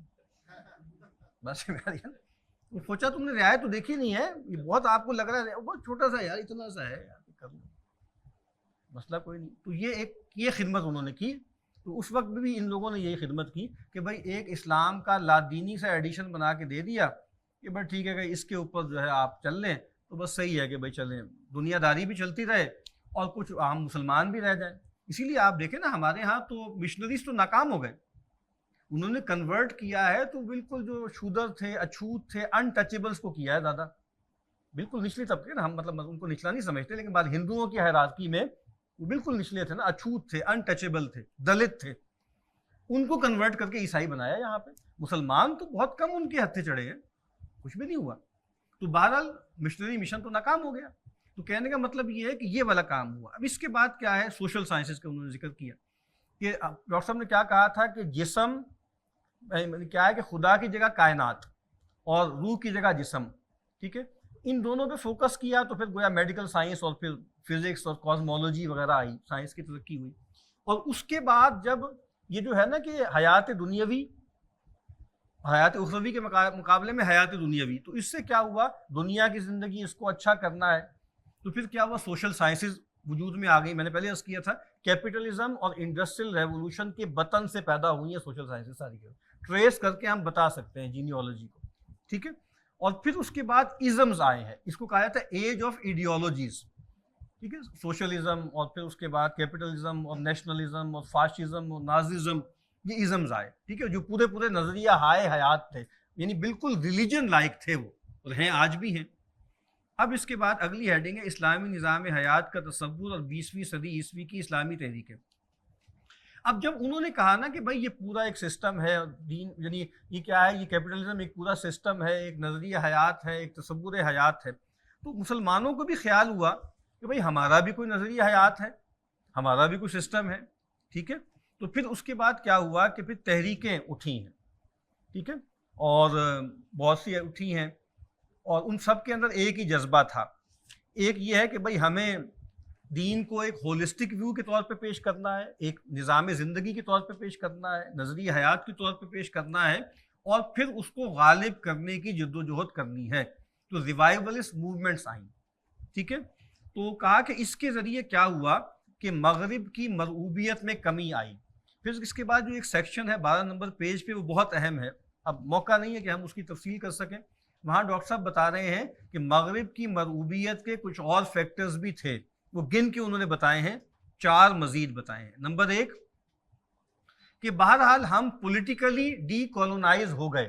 ٹھیک ہے نا، مطلب معاشی طور پہ، کلچرلی، علمی طور پہ تو ہم آج تک بھی باج گزار ہیں، لیکن بہرحال یعنی ہمارے اپنے مسلمان بھائی بند ہمارے، جن کے نام بھی مسلمانوں جیسے ہیں، وہ ہم پر حاکم بن گئے. تو یہ ڈیولپمنٹ تو ہے نا کہ ہم براہ راست ان کے جبر سے نکل گئے. نمبر 1. نمبر 2 مغربی تہذیب کا کھوکھلا پن واضح ہو گیا. میں نے شروع میں آپ کو بتایا تھا کہ بحران کا احساس خود ان کے ہاں پیدا ہوا ہے. نیٹشے میں پیدا ہوا، ٹوائن بی میں پیدا ہوا، شپینگلر میں پیدا ہوا، ٹھیک ہے، سوروکن میں پیدا ہوا، خود ان کے اندر پیدا ہو گیا، اور انہوں نے اپنا کھوکھلا پن دیکھ لیا، تو اس سے بھی جیسے ہمارے ہاں اعتماد پیدا ہوا۔ نمبر 3، سائنس کی قطعیت ختم ہو گئی، یعنی نیوٹونین فزکس بڑی قطعی، بڑی سرٹن تھی، پھر جو ہے آئنسٹائن اور ہائزنبرگ وغیرہ آ گئے، ریلیٹیوٹی آ گئی، انسرٹینٹی آ گئی، تو اس میں سائنس کے اندر جو قطعیت تھی وہ بھی کم ہو گئی۔ پھر اس کے بعد نمبر 4 یہ ہے کہ جب آپ نے آزادی حاصل کی نا، تو اس میں ایک موٹیویٹنگ فورس کے طور پہ مذہب کو استعمال کیا۔ پاکستان کا مطلب کیا؟ لا الہ الا اللہ۔ اس سے بھی بہرحال ایک سینٹیمنٹس تو سامنے آئے ہیں نا، کہ بھئی ایک مذہبی سینٹیمنٹس ہے۔ تو کہتے ہیں ان تمام چیزوں سے تحریک پا کر پھر احیاء اسلام، قیام حکومت الہیہ، ٹھیک ہے، نظام اسلامی کا نفاذ، اس کی تحریکیں چلی، اور کہا کہ اس میں 2 بڑی تحریکیں ہیں، بر صغیر میں جماعت اسلامی اور عالم عرب میں اخوان المسلمون۔ اخوان المسلمون میرا خیال ہے کہ 1928 میں بنی تھی، اور جماعت اسلامی 1941 میں بنی تھی، ٹھیک ہے۔ اور بالکل ٹھیک ڈاکٹر صاحب نے لکھا ہے کہ اگر خالص ٹھوس علمی بنیاد کی بات کریں تو وہ مولانا مودودی علیہ الرحمہ اور جماعت اسلامی کو حاصل ہے۔ اگر آپ جوش، جذبے، پیشن کو دیکھیں نا، آج بھی آپ کسی عرب کو تقریر کرتے ہوئے دیکھیں تو روح تازہ ہو جاتی ہے، ان میں خطابت ہے، ان میں ایک گرینجر ہے، ان میں جوش جذبہ ہے۔ آپ بھی دیکھ لیجیے، مطلب حماس یا جو غزہ کے لوگ ہیں، معجزہ ہی ہے جو کھڑے ہوئے ہیں، یعنی ہم ایسے لوگ تو پہلی بمباری کے بعد ڈھیر ہو جاتے ہیں، وہ مطلب اپنے بچوں کی لاشیں اٹھا رہے ہیں، کوئی شکوہ نہیں، کوئی شکایت نہیں، یہ کرامت ہے، یہ کرامت ہے۔ یعنی آپ کہتے ہیں نا کہ معجزے نہیں اب ہوتے اور کرامتیں نہیں ہوتی، اور کیا کرامت ہوگی جو انہوں نے کر کے دکھا دی، یعنی ہمارا کلیجہ پھٹ جاتا ہے وہ تصویر دیکھ کر۔ وہ مائیں دفن کر رہی ہیں روز اپنے بچوں کو، تو سوچنے کی بات ہے نا، کوئی بات ہے بھلا، کوئی لوگ ہیں رسول اللہ صلی اللہ علیہ وسلم کے امتی ہیں نا۔ اب مطلب ہو سکتا ہے کئی لوگ نماز بھی نہ پڑھتے ہوں، لیکن آپ دیکھ لیجیے ایسا نہیں ہے کہ بھائی مطلب آپ وہ لیٹ جائیں یا وہ خالی کر دیں اس علاقے کو، کھڑے ہوئے ہیں۔ بہرحال تو وہ، اور آپ کو پتہ ہے کہ جو خاص طور پہ بہت زیادہ انقلابی پن جو پیدا ہوا ہے، وہ حسن بننا تو صوفی آدمی تھے، بالکل صوفی آدمی تھے، اور وہ تو ان کا کام تو اصل میں سوشل اور کلچرل تھا، تعلیم والیم کے ذریعے چائے خانوں میں یہاں وہاں، وہ جس کو بعد میں اب پوسٹ اسلامزم کہا جاتا ہے نا، تقریباً اس طرح کا ان کا نظریہ تھا اصل میں۔ تو لیکن سید قطب کے ذریعے اس میں ریڈیکلزم آیا، بڑے آدمی تھے سید قطب، تو سید قطب جو ہے وہ انہوں نے کہا ہے کہ ہاں میں نے مودودی صاحب کی کتابوں سے استفادہ کیا ہے، تو مطلب سید قطب انسپائرڈ تھے مودودی صاحب سے، تو جو سب سے بڑے آئیڈیولوگ بن گئے اخوان المسلمون۔ پھر خاص طور پہ ان کی جو کتاب ہے جادہ و منزل، معالم فی الطریق، وہ تو آپ سمجھ لیں کہ فنڈامنٹلسٹ اسلام یا ملیٹنٹ اسلام اس کی بائبل ہے آج بھی، معالم فی الطریق، ہر زبان میں اس کا ترجمہ ہو چکا ہے۔ تو بہرحال اب ڈاکٹر صاحب 67 میں لکھ رہے ہیں، تو کہتے ہیں کہ بھائی ثلث صدی ہو چکی ہے، یہ تحریکیں چل رہی ہیں، اور ظاہر بات ہے اب تو 41 میں بنی تھی، تو اب تقریباً کوئی 84 سال ہو گئے جماعت اسلامی کو، اخوان کو تو سینچری ہونے والی ہے تقریباً۔ تو ڈاکٹر صاحب کا کہنا یہ ہے کہ لگتا ہے کہ یہ تحریکیں اپنا وقت پورا کر چکی ہیں۔ اب دیکھیں جو بات میں نے پہلے کہی تھی نا، کہ تحریکوں کا وقت لگتا ہے زمانہ لد گیا، اور تحریکیں ایسا لگتا ہے کہ اپنا وقت پورا کر رہی ہیں، طبی عمر ہوتی ہے نا، آہستہ آہستہ آہستہ آہستہ ختم ہو جاتی ہے۔ تو ڈاکٹر صاحب نے یہ بات جیسے کہی ہے، اسلام کی نشت ثانیہ کے خواب کی تعبیر کا وقت نہیں آیا۔ اخوان المسلمین اس وقت کہہ رہے ہیں کہ تقریباً وہ اندرون ملک خاتمہ ہو گیا، ایگزائل میں ہیں، ادھر ادھر ہیں، فلاں ہیں۔ قطر نے بہت لوگوں کو پناہ دی، آپ کو پتہ ہے لیٹلی، اور شیخ یوسف القرضاوی رحمۃ اللہ علیہ وہ 30 35 40 سال قطر میں رہے، اور کتنے اخوانی لیڈروں کو قطر نے پناہ دی، کوئی کویت میں گئے، کوئی یہاں گئے وہاں گئے، فلاں ڈھیما۔ تو یہ ہو چکا۔ اور پھر کہتے ہیں کہ جماعت اسلامی کے بارے میں ڈاکٹر صاحب کہتے ہیں کہ وہ اس کا جزو اعظم پاکستانی سیاست کی نظر ہو چکا ہے، اور اب اس کا مقام تحریک جمہوریت کی حاشیہ برداری سے زیادہ کچھ نہیں رہا۔ پھر ڈاکٹر صاحب نے نیچے اس میں ایک لکھا ہوا ہے فٹ نوٹ، کہ وہ کہتے ہیں کہ وہ تو اس وقت کی بات تھی، ظاہر بات یہ اس پہ یہ نوٹ لکھ رہے ہیں 84 میں شاید، تو اس وقت ضیاء صاحب کی رجیم آ چکی ہے 77 میں، اور ابتداً آپ کو پتہ ہے کہ جماعت اسلامی نے کیبنٹ جوائن کر لی تھی، محمود اعظم فاروقی تھے، اور بھی کچھ لوگ تھے جو منسٹر بن گئے تھے ضیاء صاحب کی کابینہ میں۔ اس میں ڈاکٹر صاحب نے سخت جملہ لکھا ہے، یہ بات بھی آج سے 10 سال قبل تک تھی، گزشتہ 10 سالوں کے دوران جماعت نے فوجی آمریت کے ساتھ شریفانہ سمجھوتا کر کے اپنی پوزیشن خراب کر لی ہے۔ یہ ان کا خیال ہے۔ تو اب وہ کہتے ہیں کہ مسئلہ کیا ہے؟ کہتے ہیں بظاہر ایسے لگتا ہے کہ انہوں نے بے صبری دکھائی ہے، اس کو ڈاکٹر صاحب کہا کرتے تھے پری میچورلی اپنے آپ کو ایکسپوز کر لیا۔ 51 کا الیکشن ہوا تو کود پڑے، اور پھر جو نتیجہ نکلا وہ سامنے ہے۔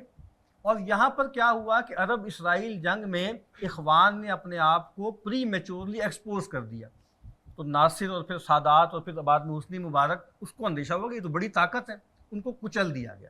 تو ڈاکٹر صاحب کا تجزیہ کیا ہے کہ بھئی ایسے لگتا ہے کہ بظاہر ان تحریکوں کی ناکامی کا سبب ہے پری میچورلی اپنے آپ کو ایکسپوز کر لینا، یعنی عجلت پسندی۔ عجلت پسندی ان کا مسئلہ ہے کہ جلدی جلدی انہوں نے کیا، وقت نہیں لگایا۔ مجھے یاد پڑتا ہے ڈاکٹر صاحب سید مودودی علیہ رحمہ، ان کی جو 100 سید مودودی جو ہے وہ صدی کا سال منایا گیا 2002 میں، 1902 کی پیدائش ہے مودودی صاحب کی۔ تو یہاں ایوان اقبال میں ایک بڑا جلسہ ہوا، اس میں بڑے بڑے لوگ آئے، یوسف القرضاوی بھی شاید آئے تھے، اور مسجد اقصیٰ کے خطیب بھی آئے تھے۔ تو انہوں نے تقریر کی، اور بڑی ایک بات مجھے ابھی تک میرے اندر رجسٹر ہو گئی ہے۔ کہتے ہیں مودودی صاحب آئے تھے الازہر، میں ازہر میں پڑھتا تھا اس وقت، وہ کہتے ہیں امام صاحب، تو مودودی صاحب آئے، انہوں نے گفتگو کی، تو جیسے نوجوانوں کے اندر جوش ہوتا ہے نا، جیسے آج جہاں سوالات ہو رہے تھے، تو مودودی صاحب تو بہت بڑے آدمی تھے نا، تو ان کے سامنے کھڑا ہو گیا وہ، کہتے ہیں، میں نے کہا جی مودودی صاحب یہ کب آئے گا انقلاب، کب تبدیلی آئے گی، کیا طریقہ ہے اس کا بتائیے۔ انہوں نے کہا کہ بھائی اپنے آپ کو بدلو، اپنے گھر والوں کو بدلو، اپنے محلے کو بدلو، اپنے شہر کو بدلو، اپنے ملک کو بدلو۔ انہوں نے کہا، جو پنجابی میں کہتے ہیں یہ تو بڑا لمبا پینڈا ہے جی، مودودی صاحب نے کہا اس کے بغیر تبدیلی نہیں آ سکتی۔ ابھی کتنی سامنے کی بات ہے نا کہ، اور ڈاکٹر صاحب یہ کہتے تھے یہ بات ٹھیک ہے اکثریت کبھی نہیں بدلتی، لیکن ایک متدب تعداد تو بدلے نا، اکثریت تو طاقت کے ذریعے ٹھیک ہوگی، بالکل ٹھیک ہوگی، میں اس کو مانتا ہوں کہ نفوذ اور نفاذ دونوں ضروری ہیں۔ اقلیت بدلے گی ایمانی محنت سے، شعوری محنت سے، اس کے بعد پھر اکثریت طاقت سے بدلے گی، ہمیشہ اکثریت طاقت سے بدلتی ہے۔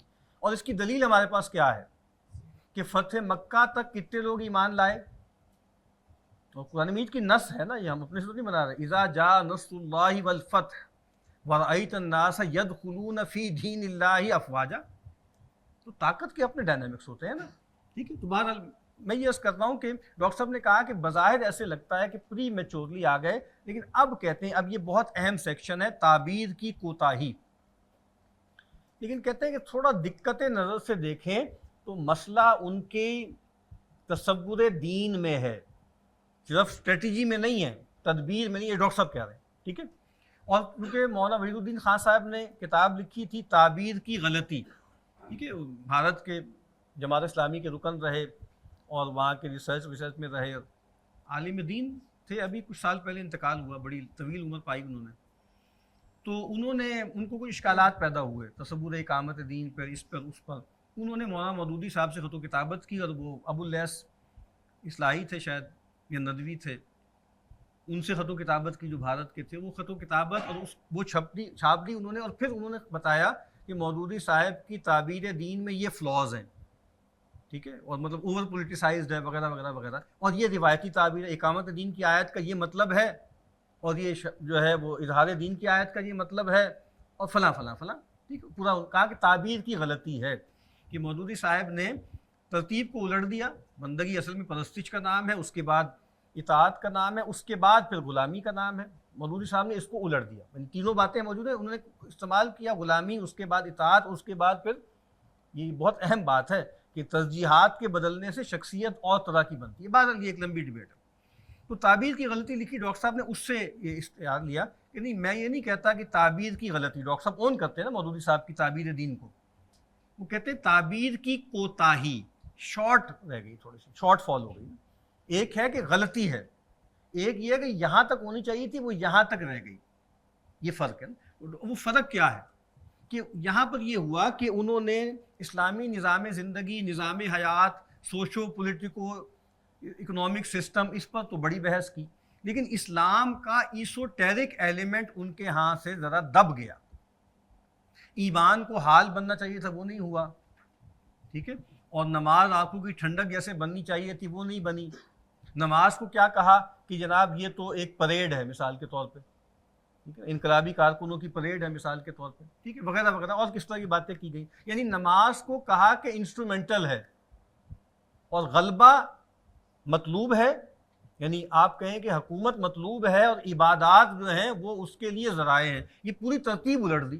قرآن مجید تو اس کے برعکس بات کہتا ہے کہ غلبے کا مقصد بھی اقامت صلاۃ ہے. الذین ان مکناہم فی الارض اقاموا الصلاۃ وآتوا الزکاۃ وامروا بالمعروف.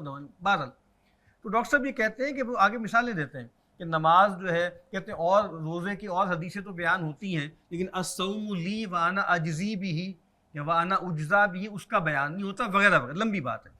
تو کیا ہوا کہ یہ ڈاکٹر صاحب کہہ رہے ہیں اس کی وجہ سے کیا ہوا، دین کی ایک ڈس ورلڈلی تعبیر ہو گئی جو کہ ٹھیک تھی لیکن شارٹ فال تھا اس میں. اور پھر یہاں ڈاکٹر صاحب نے ایک جملہ لکھا ہے کہ اسلام ریاست کے مترادف ہو گیا. اتنا زیادہ زور آپ نے لگایا پولیٹکس پہ، پاور پہ، کہ وہ جو خالص پہلو تھا نا تعبدی معاملہ، پرستش والا معاملہ، وہ دب گیا. ٹھیک ہوگی بات. اب وہ آگے پھر پرویز صاحب کی کچھ کوٹیشن وغیرہ ہیں کہ انہوں نے تو بالکل ہی بات کو آگے بڑھا دیا نا، بہت آگے لے گئے. اور انہوں نے تو اصل میں جو ہے سوشلزم کو پتہ نہیں قرآن سے عجیب و غریب بنایا. میں مفہوم القرآن جب پڑھی پہلی مرتبہ پرویز صاحب کی، مجھے عجیب احساس ہوا. وہ ترجمہ اگر آپ پڑھیں تو آپ کو لگے گا کہ آپ کمیونسٹ مینیفیسٹو پڑھ رہے ہیں. میں مذاق نہیں کرتا. عجیب، مطلب ہر چیز کو انہوں نے انقلاب، جنت جہنم بھی دنیا میں ہی ہے، پتہ نہیں نظام جب قائم ہو جائے گا تو وہ ہو گیا. اور نماز کا مطلب جو ہے وہ کیا ہے، پتہ نہیں کیا ہے، وہ اصلاح معاشرہ قائم کرنا ہے. عجیب بونیاں ماری. ظاہر مولوی صاحب نے ایسی فاش غلطیاں نہیں کی، لیکن باہر ڈاکٹر صاحب کا خیال یہ ہے کہ یہاں پر اوور پولیٹیسائز ہو گیا معاملہ. ٹھیک ہے، جس طرح بہت سے لوگ ہیں، موسیٰ بھٹو صاحب بڑے آدمی ہیں، بہت بوڑھے آدمی ہیں، حیدرآباد میں ہوتے ہیں، لکھتے رہتے ہیں بیچارے، جماعت سے جیسے ہمدردی ہے انہیں. وہ کہتے ہیں کہ بھئی مسئلہ کیا ہے کہ بھئی آپ نے تصوف سے کیوں آڈا لگا لیا، آپ نے روحانیت سے کیوں کنارہ کشی کر لی، نہیں کام بنے گا. میں اس بات کو بالکل ٹھیک سمجھتا ہوں. تصوف کا لفظ چھوڑ دیں آپ، اگر آپ کو گھن آتی ہے نا، آپ کو لگتا ہے کہ بدعت ہے، چھوڑ دیں. اور بھائی اس کی جسٹ کو تو لے لیں. اور مجھے یقین ہے، میں اس وقت بھی آج الحمدللہ میں بالکل سینے پہ ہاتھ رکھ کے کہہ سکتا ہوں، اس وقت عالم اسلام میں جتنے بڑے لوگ ہیں جس پہ عالم اسلام فخر کر سکتا ہے، سب صوفی ہیں. شیخ عبدالحکیم مراد کو دیکھ لیں نا، وہ آیت من آیات اللہ ہے. آپ دیکھ لیں شیخ نو کیلر کو دیکھ لیں کبھی، وہ آیت من آیات اللہ ہیں. آپ شیخ حسن ددو کو دیکھ لیں، آپ کو لگے گا آپ نے اللہ کی نشانی کو دیکھا. آپ شیخ عوامہ کو دیکھ لیں شام کے، لگے گا کہ دیکھو اللہ کا ولی کیسا ہوتا ہے. اور بالکل نوجوانوں میں حسن اسپائکر ہیں، بہت بڑا دماغ ہے، وہ صوفی ہیں. تو بہرحال بات بنے گی نہیں ہے، بس آپ جو مرضی کر لیں، ہر چند ہو مشاہدہ حق کی گفتگو، بنتی نہیں ہے بعد و ساغر کہے بغیر. یہ بات بننی نہیں ہے، یہ میں آپ سے لکھ کے دے دوں. پہلے بھی میں نے عرض کیا، مقاومت جو ہوئی تھی ان لوگوں نے کی تھی جو بونافائڈ صوفی تھے. میں کہہ رہا ہوں چھوڑ دیں اس عنوان کو، تزکیے کا لفظ پکڑ لیں. ایک بلا کی بائنری بنا دی ہے تزکیے میں اور انقلاب میں، یہ غلط بلا کی بائنری ہے. تو تزکیہ کے بغیر انقلاب ممکن نہیں ہے، اور دین کا پورا نظم قائم نہ ہو تو تزکیہ بھی ممکن نہیں ہے. یہ ریسیپروکل ہے، دونوں باتیں ٹھیک. لیکن بہرحال تو ڈاکٹر صاحب کا کہنا یہ ہے، اب یہ کتنا سخت جملہ ہے، اس اعتبار سے 16 نمبر صفحہ ہے، اس اعتبار سے غور کیا جائے تو معلوم ہوتا ہے کہ یہ تحریکیں فی الواقع مذہبی سے زیادہ سیاسی اور عمرانی اور دینی سے زیادہ دنیاوی ہیں. یہ دیکھیں کتنی سخت بات کہہ دی.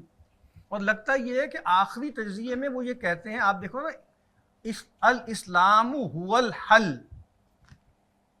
اسلام از دا سولوشن. یعنی بیانیہ کیا ہے؟ کیپٹلزم نے کہا تھا مزے کرائیں گے، سوشلزم نے کہا تھا مزے کرائیں گے، یہ دیں گے وہ دیں گے، روزگار ملے گا، ملازمت نہیں ہوگی، یہ بنے گا وہ بنے گا. دونوں ناکام ہو گئے مثال کے طور پہ. تو اب وہ یہ کہہ رہے ہیں کہ بھئی جو مزے اسلام کراتا ہے وہ کوئی بھی نہیں کرائے گا. معاف کیجیے گا، یہی اب بیانیہ ہے. یعنی آپ کسی سیکولر جماعت کا منشور اس پہ سے ہٹا دیں، کس کا ہے، ایک مذہبی سیاسی جماعت کا منشور نکالیں، بالکل ایک جیسا ہے. وہ ایک آدھ تھوڑا آرائشی جملہ مدینہ کا ڈال ڈول کے فارغ ہو جائے، باقی سارے آدرش وہی ہیں. سب نام لیتے ہیں ریاست مدینہ کا، ذہن میں ان کے اسکینڈینیوین کنٹریز کا ویلفیئر اسٹیٹ ہے، بالکل وہی. تو یہ اس کو سمجھے نا بات کو. وہ ڈاکٹر صاحب نے کہا تھا نا کہ بھائی وہ جو لوگ اس کے مقابل میں کھڑے ہوئے ہیں، کبھی ذرا دقت سے دیکھے تو ان کا مائنڈ سیٹ بھی وہی والا ہی ہے. جو لڑ رہے ہیں ان کے ذہن میں بھی آئیڈیل وہی ہیں کہ جب اسلام آئے گا تو کیا ہوگا، کہ جناب وہ ڈیمز بنیں گے اور جناب اسکائی اسکیپرز بنیں گے اور ترقی ہوگی اور روزگار ہوگا. ہمارے استاد ہیں فلسفے کے، تو وہ کہتے ہیں کہ میں نے اپنے شاگردوں کو کچھ پڑھایا، وہ اچھے ہمارے ممی ڈیڈی بچے تھے، وہ اس کے اسکول کے تھے نا، وہ کیا ہے وہ جو فائن آرٹس کے گرافک آرٹس کے بچے ان کو کچھ چیزیں مجھے پڑھائیں. وہ کہتے ہیں کہ پھر انہوں نے جیسے ایک ڈاکومنٹری سی بنانے کی کوشش کی، اور پھر ان کا خیال یہ تھا کہ اس وقت جیسے مثال کے طور پہ مین ہٹن ہے یا دبئی کا ڈاؤن ٹاؤن ہے یا چائنا کا بڑا شہر ہے، اس طرح کا ماحول ہوگا، اڑن تشتریاں ہوں گی، سب اس میں داڑھی والے لوگ ہوں گے جو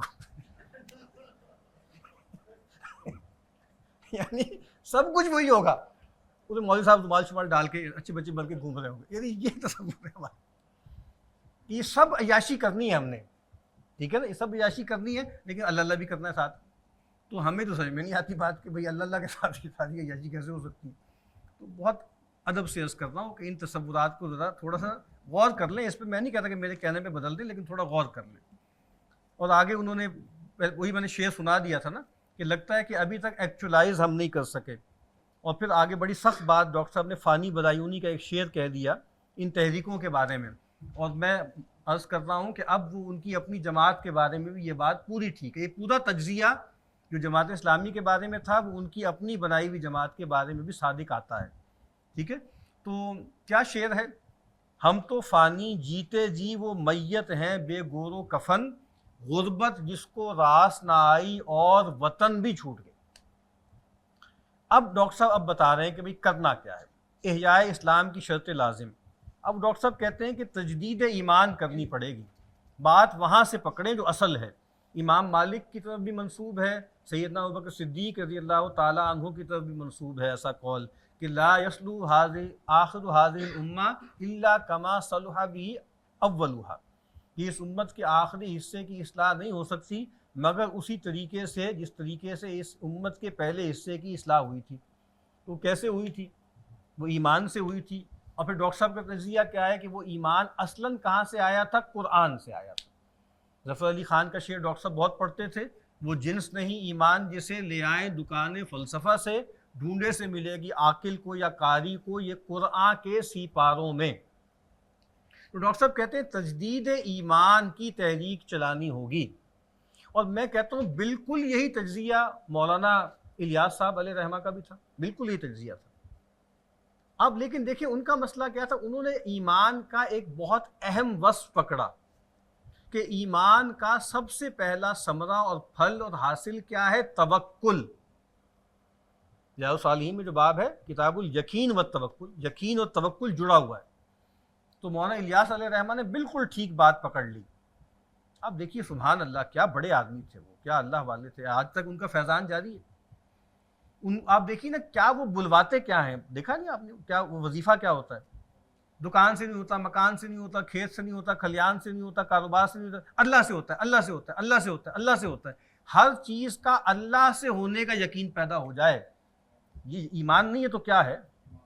سب سے بڑا شرک اس دور کا تو مادہ پرستی، اسباب پرستی کا شرک ہے نا.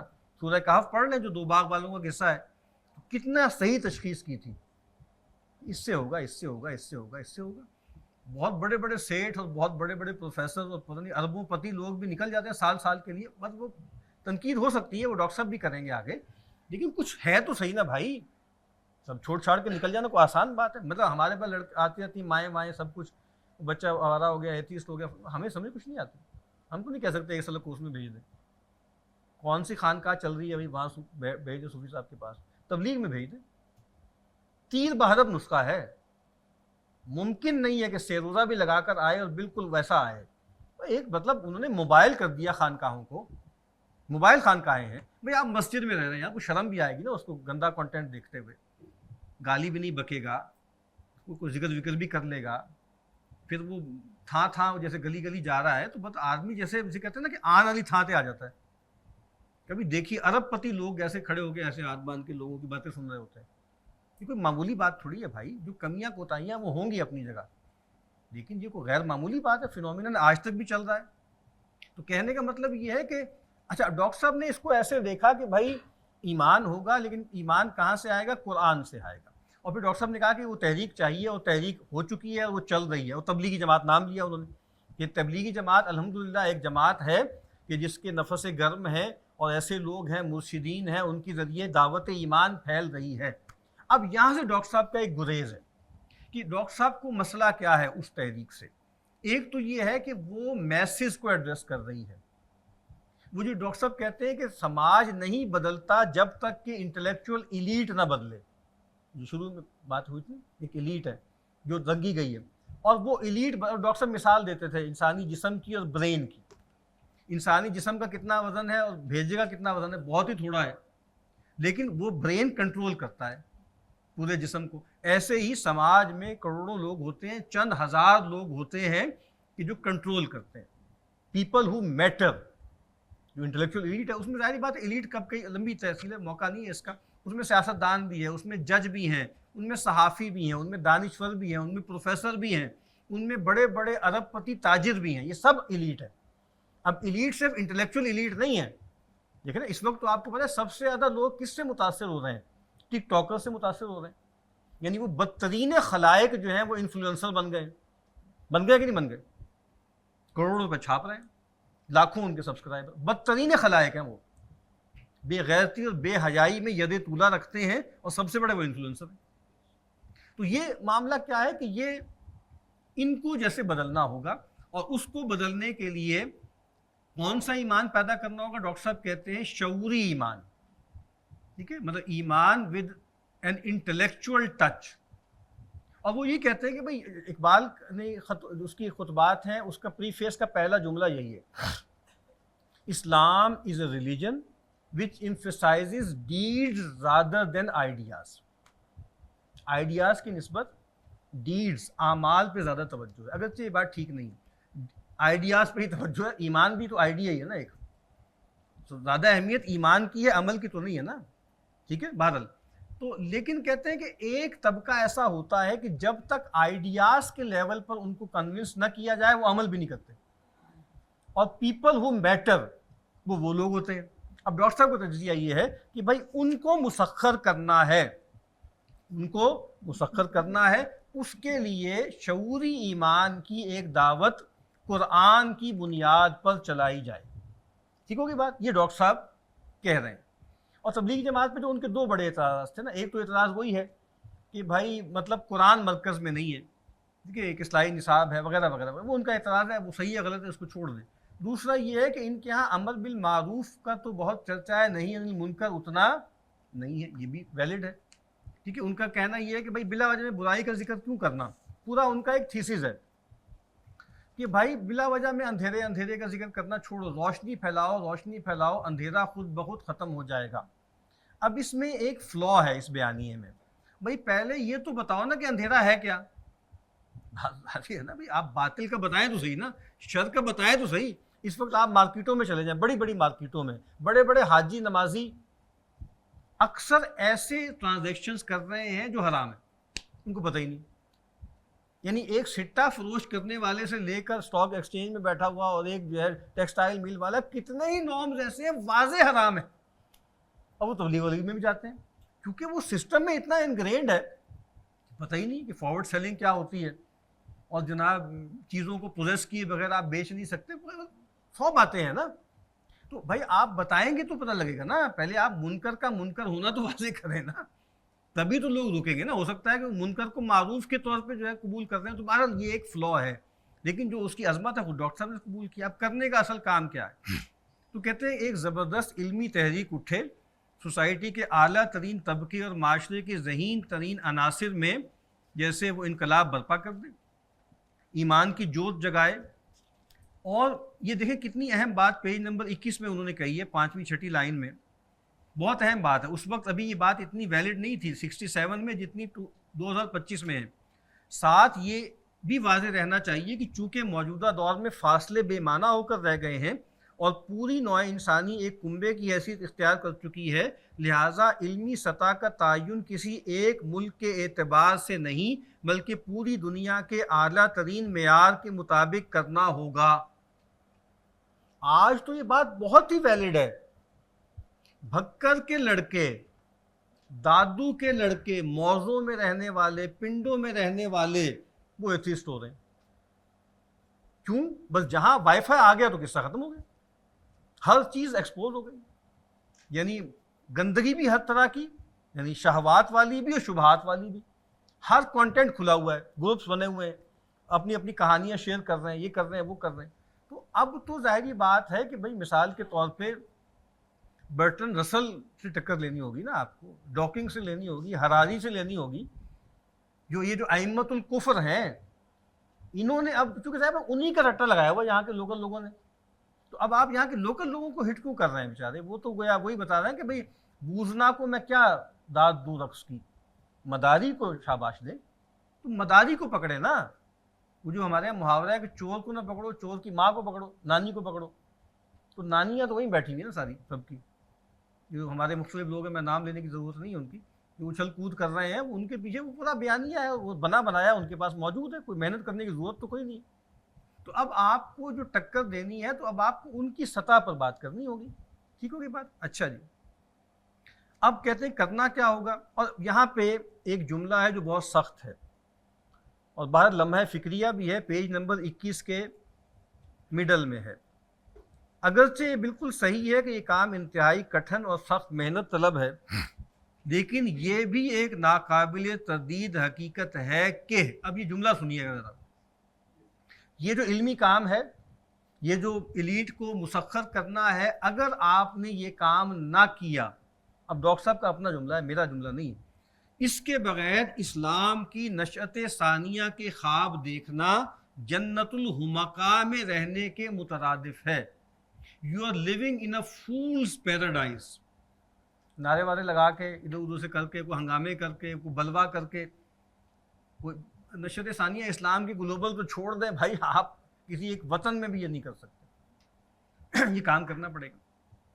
آخری عمر میں ڈاکٹر صاحب کی خدمت میں حاضر ہو جاتا تھا کچھ باتیں کرنے. تو میں نے ایسے ڈرتے ڈرتے پوچھ لیا، ڈاکٹر صاحب آپ قائم ہیں ابھی تک اسلام کی نشأت ثانیہ کی تھیسس پہ؟ بالکل قائم ہوں. میں نے کہا ڈاکٹر یہ کیا ہے؟ یعنی اس کام کو تو آپ نے چھوڑ دیا، وہ تو مجھے میری آنکھوں کے سامنے ہے نا سارا.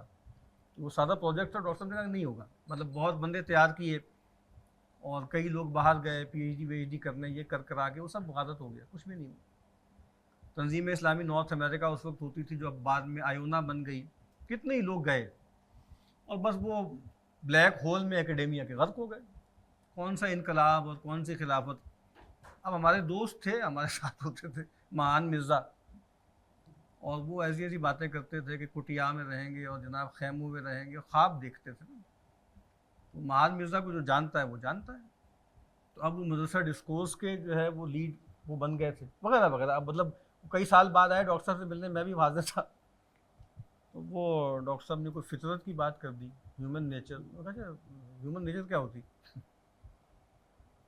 یعنی انجینئر تھے جہاں کے پڑھے ہوئے، اسلام آباد کے ہی تھے، بہت پڑھے لکھے آدمی تھے. ییل میں داخلہ ہو گیا تھا ان کا. ییل میں داخلہ کسی کا ہو جائے تو اس کو تو بھائی جنت الفردوس مل گئی.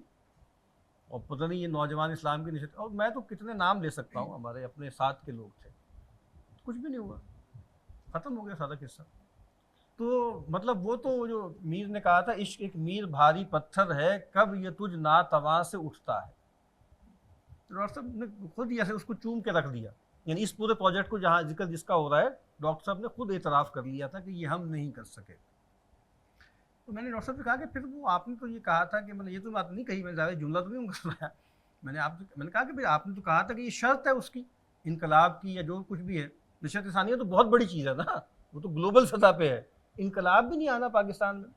تو پھر یہ کیا ہے کہ بس انقلابی جماعت بھی آپ چلاتے رہے. اس وقت تو امیر نہیں رہے تھے، 2003 وین میں چھوڑ دی تھی انہوں نے. لیکن یہ تو 2009-10 کی بات میں کر رہا ہوں. تو انہوں نے کہا کہ بھائی دیکھو بیٹا، بات یہ ہے کہ جنت میں تو ہر ایک کو جانے کی کوشش کرنی ہے نا. اور ظاہری بات ہے ڈاکٹر صاحب نے کہ اپنے تئیں جو انہوں نے فرائض دینی کا جامع تصور بنایا تھا، وہ تو ہر مسلمان پہ فرض تھا نا ڈاکٹر صاحب کے نزدیک. بات سمجھ میں آ رہی ہے نا بات آپ کی؟ وہ تو بھائی سب کو کرنا ہے نا. یہ ایک اضافی بات ہے، امت کی نشأت ثانیہ والی بات ہے. یہ ظاہری بات ہے چند لوگوں کو کرنا ہے. تو لیکن یہ بات اپنی جگہ رہے گی نا کہ اگر آپ نے یہ کام نہیں کیا تو آپ مظاہرے کر کے کون سا کیا کر لیں گے؟ کچھ بھی نہیں کر لیں گے. یہ بات آپ کی سمجھ میں آ رہی ہے کہ یہ ایک تضاد ہے نا ان تمام تحریکوں میں، کہ بھائی ایک تو مودودی صاحب بھی یہ بات کرتے تھے کہ بھائی جب تک ان لوگوں کو مسخر کرنا ہے نا، وہ مسخر تو نہیں ہو رہا ہے نا ان سے، وہ تو کچھ اور لوگوں سے مسخر ہو رہے ہیں، اور طرح کے لوگوں سے اگر ہو بھی رہے ہیں تو. ان طرح کی تحریکوں کے لوگوں سے متاثر تو نہیں ہو رہا ہے نا، وہ کچھ ویسٹ کے لوگ ہیں، کچھ اور لوگ ہیں جن کے ذریعے وہ لوگ کچھ نہ کچھ مذکر ہو رہے ہیں. تو بہرحال یہ ایک ڈیلیما ہے کہ آپ نے اس کام کو تو چھوڑ دیا، اعلانیہ چھوڑ دیا، اور آپ بہرحال انقلاب کی دعوت بھی دے رہے ہیں، انقلاب کا خواب بھی دیکھ رہے ہیں. بہرحال تو اب کرنا کیا ہوگا؟ ذہین و باصلاحیت نوجوانوں کو تلاش کرنا ہوگا جن کے اندر علم کی پیاس ہو، اجتناب ہو، وغیرہ وغیرہ. اور پھر دوسری بات، یہ بہت اہم بات ہے کہ وہ اپنے ہاتھ سے اپنے سامنے اپنی دنیا کو جیسے لٹتے ہوئے دیکھ سکیں. اور ڈاکٹر صاحب نے ٹھیک ہے جیسے ثانیہ والی بات اور یہ وہ تو نہیں ہو سکا، لیکن مطلب سینکڑوں نوجوان ڈاکٹر صاحب نے ایسے پیدا کیے ہیں. مطلب ہم جانتے ہیں ان لوگوں کو کہ جنہوں نے اپنے کیریئر چھوڑ دیے، دین کے لیے وقف ہو گئے. یہ ڈاکٹر عبدالسمیع صاحب دیکھتے آ رہے ہیں اپنے لڑکپن سے، مختار فاروقی صاحب اللہ کے پاس چلے گئے، ایسے ہی ہمارے شجاع الدین شیخ صاحب ہیں، شجاع بھائی ہمارے، مطلب وہ مال بہت کما سکتے تھے نا. ان سب لوگوں کے پاس موقع تھا نا. جماعت اسلامی میں کتنے لوگ، منور حسن صاحب اس زمانے میں ڈبل ایم اے تھے، کیسی کیسی قربانیاں لوگوں نے دی ہیں، بے تحاشا قربانیاں دی ہیں، اور دنیا ہاتھ سے دی ہے. ان سب لوگوں کے لیے دنیا کھلی ہوئی تھی، اور بالکل درویشوں کی زندگی بسر کی ان لوگوں نے. یعنی اس دور کے مطلب اللہ کے ولی ہیں یہ لوگ، ایسی بات تو نہیں. لیکن بس وہ بات ہے کہ بس یہ وہ والا کام نہیں ہے، یہ وہ ہے کہ بس وہ عمومی دعوت، جہاں ڈاکٹر صاحب آگے دو کام بتائیں گے نا، ایک عمومی دعوت ہے عوام میں، ایک عمومی دعوت، تبلیغ، درس قرآن وغیرہ، دورہ ترجمہ قرآن، وہ الحمدللہ وہ کام خوب چلا. لیکن وہ جو دوسرا ہارڈ کور کام تھا نا، اس کا آگے عملی اقدام بھی ہوں گے، وہ بات بہرحال نہیں چلی. لیکن کوئی ایسی بات، اس میں پریشانی کی کیا بات ہے؟ ایک تجزیہ کر دیا، ایک صحیح بات کر دی، کبھی ہوگا اللہ تعالیٰ کوئی لوگ پیدا کر دیں گے. کوئی اللہ تعالیٰ کا اپنا نظام ہے نا جو چلتا ہے. لیکن آپ تجزیہ تو ٹھیک کریں نا بھائی. وہ بات ٹرانسلیٹ عمل میں ہوتی ہے نہیں ہوتی وہ ایک الگ قصہ ہے، لیکن آپ بات پوری کر دیں نا ایک دفعہ. جیسے ہمارے اساتذہ ہیں جو کرٹیک کر رہے ہیں مغرب مغرب کی، ان کو پتہ ہے کہ یہ چلنے والی نہیں ہے. اکبر الہٰبادی کا شعر میں اکثر پڑھتا ہوں، انہوں نے کہا تھا کہ بوٹ ڈاسن نے بنایا، میں نے ایک مضمون لکھا، اور شہر میں مضمون نہ پھیلا اور جوتا چل گیا. جوتا چلنا ایک محاورہ زمانی ہے، مجھے اچھی طرح پتہ ہے. ہم نے ہمارے اساتذہ کو بھی ہم نے دیکھا، ہم خود بھی جانتے ہیں. یہ جو سارا بیانیہ میں بیان کر رہا ہوں یا ہم اکثر بیان کرتے ہیں، ہمیں پتہ ہے کہ یہ نہیں چلنا. اس وقت ہمارے پڑھے لکھے لوگوں کو بیانیہ وہی پسند ہے جس میں سائنس، ٹیکنالوجی، ترقی، ٹھیک ہے، اور جناب ششکے وہ سارے ہوں، فی الدنیا حسنہ و فی الآخرۃ حسنہ، اور مزے کی باتیں ہوں، اور سارے مزے ہو جائیں گے، اور یہ ہو جائے گا وہ ہو جائے گا. اور قرآن میں تو ساری سائنس موجود ہے، ٹھیک ہے. بگ بینگ والی آیت بھی ہے اس میں، اور اس میں جو ہے وہ آرٹیفیشل انٹیلیجنس بھی لوگ بھائی لوگ نکال لیں گے. روبوٹکس بھی انشاءاللہ آپ دیکھ لیجئے، کچھ دنوں میں ایک آیت نکلے گی کہ اس میں روبوٹکس کا تذکرہ تھا جو آپ مت نہیں آپ کو آئی، انگریزوں نے نکال لیا. انگریزوں کے باپ کو بھی نہیں پتا کہ قرآن میں یہ بات ہے. انہوں نے قرآن سے لیا. یا خدا کا خوف کرو یار، ہاتھ جوڑے ہوئے، اتنی مروبیت ہے ان کو، بلا تہمتیں لگے جاتی. ان سب لوگوں نے یہ قرآن سے لیا ہے. عجیب بات ہے یار، قرآن سے انہوں نے تو بھائی وہ دنیا کو لوٹنے کھسوٹنے کے لیے یہ سب کیا ہے. اور مطلب اللہ معاف کر دے کہ بھائی اگر یہ سب قرآن سے لیا تو پھر تو مجھے تو بہت افسوس ہے کہ بھائی قرآن یہ تعلیم دیتا ہے دنیا کو لوٹنے کھسوٹنے کی، اور دنیا کو ایکسپلائٹ کرنے کی، اور اس کائنات کا بیڑا غرق کرنے کی، سارا ہیبیٹیٹ تباہ کر کے رکھ دیا. بہرحال ہمارا کہنا یہ ہے کہ یہ سب قرآن میں ہے، اور ہم نے نہیں نکالا تو انہوں نے نکال لیا. سبحان اللہ، کیا بات ہے. تو بہرحال جی، تو اب ان کو کرنا کیا ہوگا؟ ان نوجوانوں کو، باصلاحیت نوجوانوں کو تلاش کرنا ہوگا. اب میں تو بہرحال بابا ہو گیا ہوں جی، جو باقی یہاں نوجوان بیٹھے ہیں وہ ذرا غور سے پڑھ لیں، شاید کچھ دانے اس میں سے نکل آئیں. ایسے نوجوانوں کو اولاً انسان کی آج تک کی سوچ بچار کا مکمل جائزہ لینا ہوگا، اور اس کے لیے ضروری ہوگا کہ وہ انسانی فکر کی پوری تاریخ کا گہرا مطالعہ کریں. اس اعتبار سے منطق، ماوراء الطبیعات، نفسیات، اخلاقیات اور روحانیات ان کے مطالعے اور غور و فکر کا اصل میدان ہوں گے. تو جیسے کہا جاتا ہے نا ہسٹری آف آئیڈیاز اس کو کہتے ہیں. پرویز صاحب کی ایک کتاب ہے، اس کا ٹائٹل مجھے بہت پسند ہے کہ انسان نے کیا سوچا. خدا نے کیا کہا، ایک کتاب یہ ہے، خدا نے کیا کہا، انسان نے کیا سوچا. یہ جاننا ضروری ہے نا، ہسٹری آف آئیڈیاز کو جاننا ضروری ہے بھائی، کہاں سے ایولیوشن ہوا، کیسے تبدیلی آئی، وغیرہ وغیرہ وغیرہ. اچھا، یہ جو ہوتا تھا نا ڈاکٹر صاحب، جب بھی نشست ثانیہ پڑھاتے تھے یا ہم کہیں تربیت گاؤں میں پڑھاتے تھے، تو بہت سے نوجوان جیسے ڈپریس سے ہو جاتے تھے بیچارے. یعنی جب ان سے کہا جاتا ہے کہ کرنے کا اصل کام اور سب سے اونچا کام، سب سے اصل کام، اور پھر اس کے لیے ایسے نوجوان چاہیے، تو اب بہت سے نوجوان جب اپنے آپ کو دیکھتے ہیں، میرا ایسا آدمی بھی اپنے آپ کو دیکھتا ہے تو وہ ڈپریس ہو جاتا ہے کہ مجھ میں تو یہ گٹس ہی نہیں ہے، مجھ میں تو یہ صلاحیت ہی نہیں ہے.